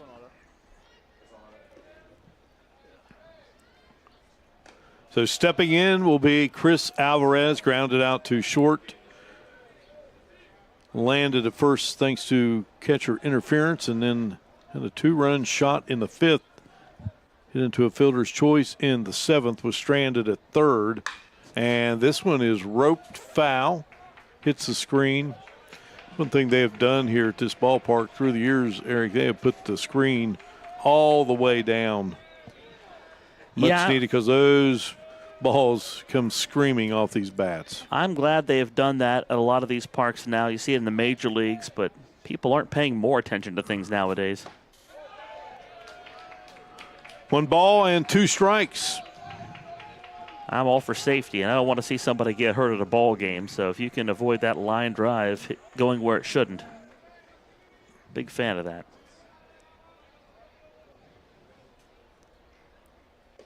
Oh, and that's why. Well, that ball, you know, of course, it's wet here, and that just flew right out of Alvarez's hands. Strike 3, and that will do it. We have played 8 innings. We head to the 9th. A 14-7 lead for Glenville. You're watching coverage of the Mountain East Conference Baseball Championship presented by the Health Plan. Davis and Elkins College continues leading the way, and we did not slow down, even during the global health crisis. We have secured private donations and grant funding to support our growing, successful, and now accelerated nursing programs. Davis and Elkins nursing graduates have repeatedly posted 100% passing rates on nursing boards and are sought after by health organizations of all sizes, specialties, and locations. They need nurses, and we train the best. For over 4 decades, the health plan has been rooted in your community and the state of West Virginia. A steady part of your family and your business. We're here for you with health services designed to manage and improve your well-being. The health plan is powered by a team of dedicated healthcare professionals and trusted local partners. Because your health deserves more than just coverage. It deserves commitment. The health plan. Here for you. Jacob Ducati is the new pitcher for the Wheeling University Cardinals as we go to the 9th inning here. Ducati of Sylvania, Ohio. He's on for the 16th time this year, thrown 14 1/3 innings, 12 strikeouts, 8 walks, 11 hits. He's allowed 8 runs all earned. Opponents hitting .216 against Ducati. Grayson McNeil leads off against him. This is the 7th pitcher of the game for these Wheeling Cardinals. And again, nobody's gone more than 2 2/3 innings. The starting pitcher, Sebastian Kahn, only lasted 2 1/3, and then 2 2/3 out of Tomoki Jitsukawa. But ever since then, Wheeling really just trying to cobble outs together and get through this one.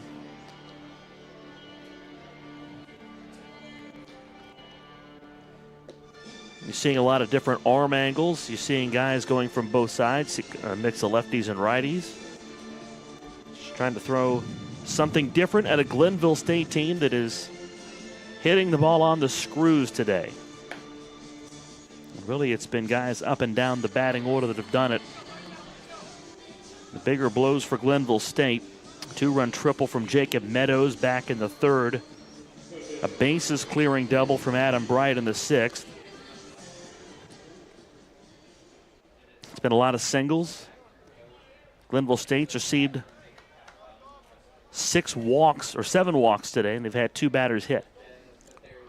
Grayson McNeil will step in. He singled back in the 1st, walked in the 2nd, singled in the 4th, walked in the 6th. So what we're trying to say is they have not been short on base runners one way or the other. McNeil's last at bat in the 7th, lifting one up to Wheeling third baseman Chris Alvarez. 1-1 the count here. And you talked about it, Eric. You win and you rest for a day in this tournament. You rest your legs, you rest your arms, you rest your pitching. Fouled off. Well, we've kidded here today, but a couple of our friends texting in that they didn't know they were watching a football game. Yeah. Here at 14-7. 14-7 football. It's a deficit you might be able to reach.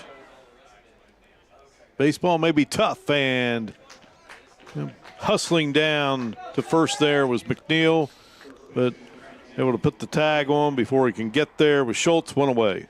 I don't know, the way this one's gone, I wouldn't put anything That is true. out of the realm of possibility. When we watched Wheeling today, you thought, you just kind of had that feeling that, okay, they're edging closer, but give credit to the guys in the blue and white as they kept fending them off. When this game was at 8-4, I really thought this was going to become a close game down the stretch. It still may get there, but... Yeah. Wheeling trying to get out of this top of the 9th as quickly as possible and get in and see if they can shake things up in the bottom of the 9th inning. At the plate is Colby Guy, singled in the 1st, flew out to right center and has struck out twice. I think the biggest spot in this game after Wheeling scored the 3 in the 5th, Glenville State answered with those 5 big ones in the 6th.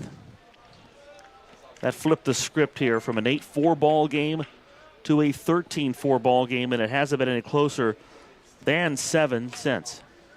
2-1 is the count.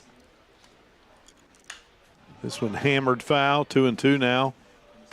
And I believe rain is coming down once again here at Gomart Ballpark. I've only heard a couple rain songs from the public address today. I'm a little disappointed. Purple Rain is one I heard earlier. This one crash foul, and the count At 2-2 to Colby Guy. We haven't heard the Milli Vanilli blame it on the rain. I mean, that's a natural in these situations. 2-2 pitch, and check that one. Glenville State University is history dating back to 1872. The president, Dr. Mark Manchin, athletic director Jesse Skiles. Of course, a great list of notable alums, including the late, great Cam Henderson. And a swing and a miss, and Guy is gone. Two are gone here in the ninth. Cam Henderson went on to do great things at Marshall, Davis and Elkins.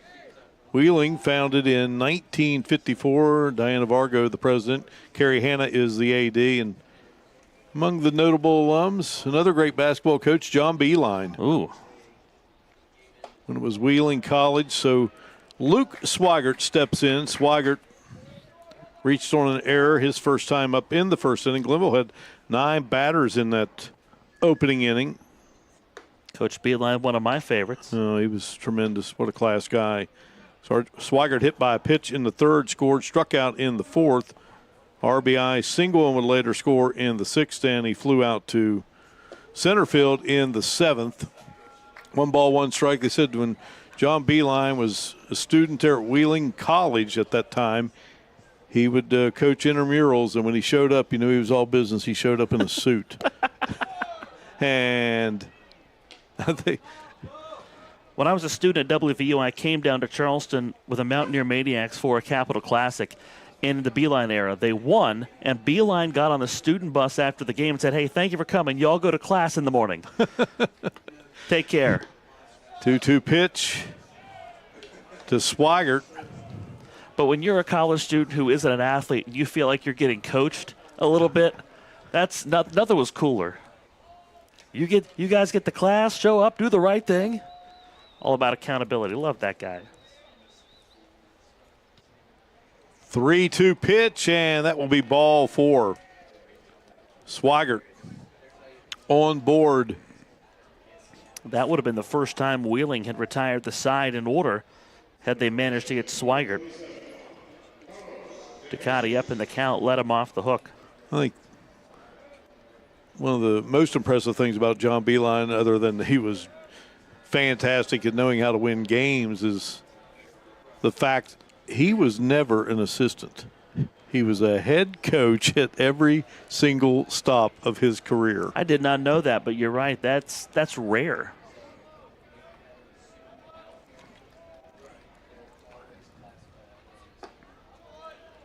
So DeJesus will now step in, struck out in the first, singled and scored in the third, flew out to right field in the fourth, singled again in the sixth and scored, had an RBI, and he flew out to center field.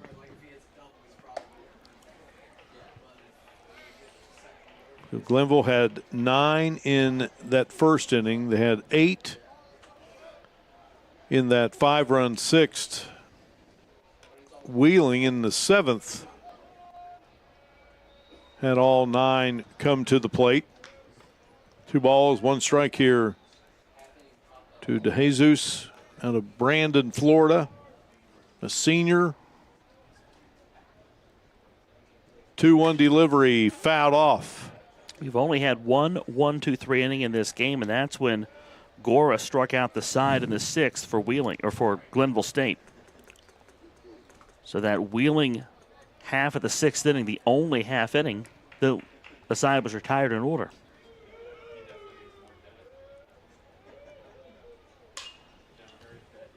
Jammed him there. They'll go to second and get the force, and that will do it. Nice play there by Alvarez on to second, and that ends it for Glenville. They lead at 14-7. Wheeling with one last chance here in the bottom of the ninth inning. Pioneers trying to finish it off. We'll see what happens when we return here to beautiful Go-Mart Ballpark in the capital city of Charleston.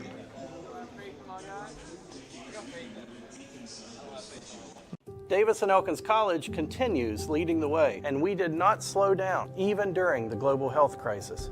We have secured private donations and grant funding to support our growing, successful, and now accelerated nursing programs. Davis & Elkins nursing graduates have repeatedly posted 100% passing rates on nursing boards and are sought after by health organizations of all sizes, specialties, and locations. They need nurses, and we train the best. For over 4 decades, the health plan has been rooted in your community and the state of West Virginia. A steady part of your family and your business. We're here for you with health services designed to manage and improve your well-being. The health plan is powered by a team of dedicated healthcare professionals and trusted local partners. Because your health deserves more than just coverage. It deserves commitment. The health plan. Here for you.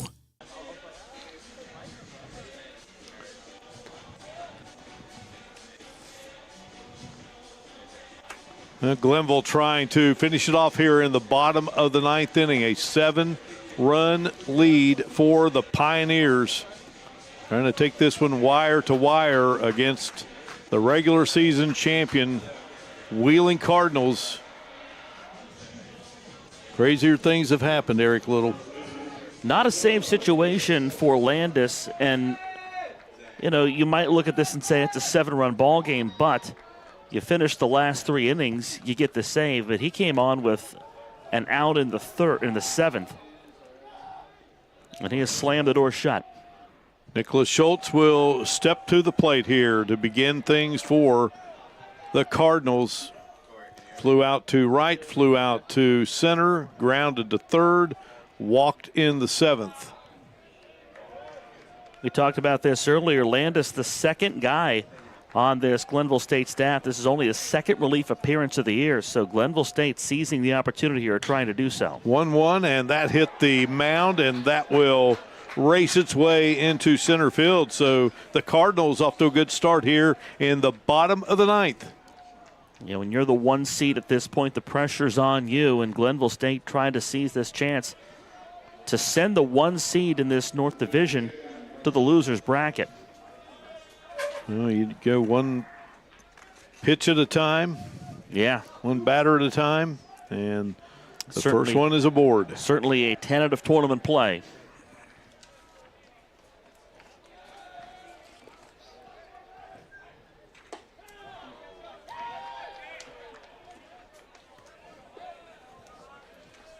Second at bat for Jalen Razor. He was sharp in the 7th.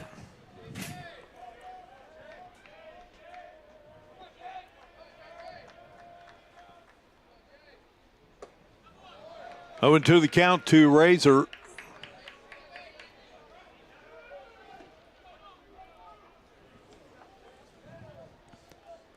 And again, the submariner Trent Taylor getting loose in the Glenville State bullpen if they decide to go another path away from Grant Landis. Razor had the base hit and a swing and a miss. 1 away here. The hit by Schultz, the 11th of the game for the Cardinals. Glenville with 12 hits, 12-11 in the hitting department. A 1-hit edge for Glenville with a 7-run lead. Griffin Pickart, the catcher. Now check that. They have inserted a new batter here for, that will be Brett Johnson, who's hitting .303 on the season, and he drills one out into left field. Took a swing at the first offering from Landis, and that is out number 2, just like that. And he wasted no time getting up there. Really didn't have much of a chance to talk about Johnson. 2 home runs, 22 runs batted in. He got a really good connection there, Eric, but right into the glove out there and left of Grayson McNeil. Ryan Lewicki doing what James Mullins did for Glenville State, playing some of his best cards here in this 9th inning. And unfortunately for him, Johnson flew out on the first pitch.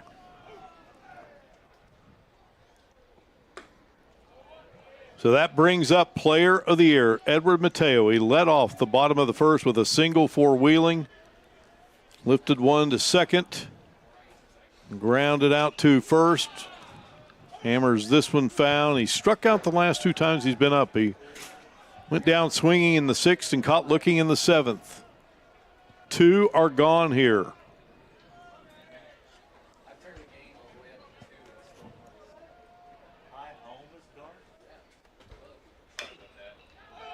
And that's a chopper. That will be foul.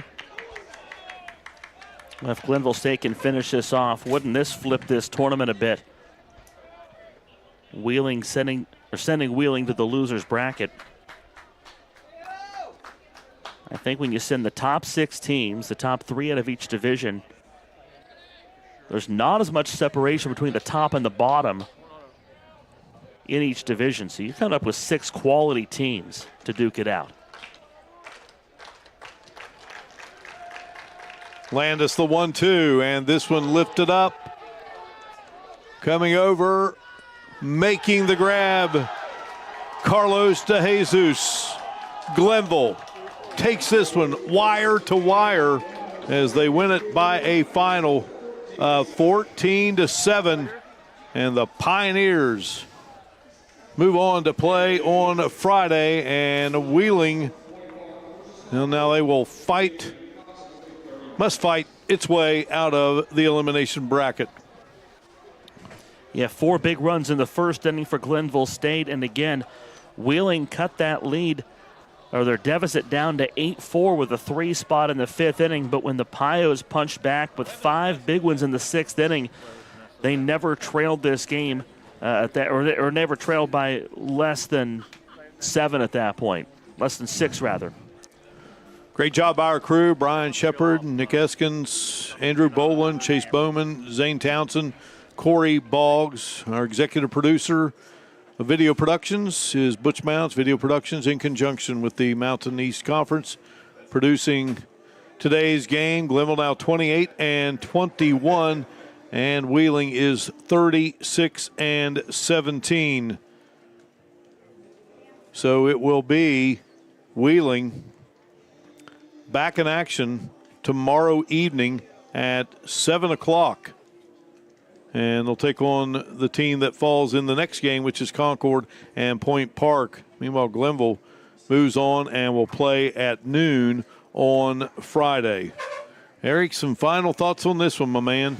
You talked about Wheeling with 11 hits and just 7 runs. They left 12 men on the base paths today, and I think that is a stat that tells you really what you need to know about this game. Wheeling put a lot of base runners on against Glenville State, but just never got the knockout blows, the bases clearing double, a home run, the things that Glenville State's offense was able to do. You just didn't see that at a Wheeling today. And for the Cardinals, now it's do or die time in this tournament tomorrow. Well, Eric, we've known each other a long time. First time we get a chance to do a game together. Really enjoyed it. We'll get together again tomorrow at 3:30, and hopefully we'll start at 3:30. Yeah, I had fun. I really enjoyed this one, Mark. All right, and this game lasting 3 hours and 37 minutes. Again, didn't get started till 4, and it is a victory for the Pioneers of Glenville here as we open up this 2026 Mountain East Conference Baseball Championship Tournament. So for Eric Little, our great crew, I'm Mark Martin. We say so long from Gomart Ballpark here in Charleston. Your final score in Game 1 in this 2026 Mountain East Conference Baseball Tournament is Glenville 14 and Wheeling 7. Today's game produced by Video Productions in conjunction with the Mountain East Conference. Thank you for watching live coverage of the 2026 Mountain East Conference Baseball Tournament here on the Mountain East Conference Digital Television Network. So long from Charleston.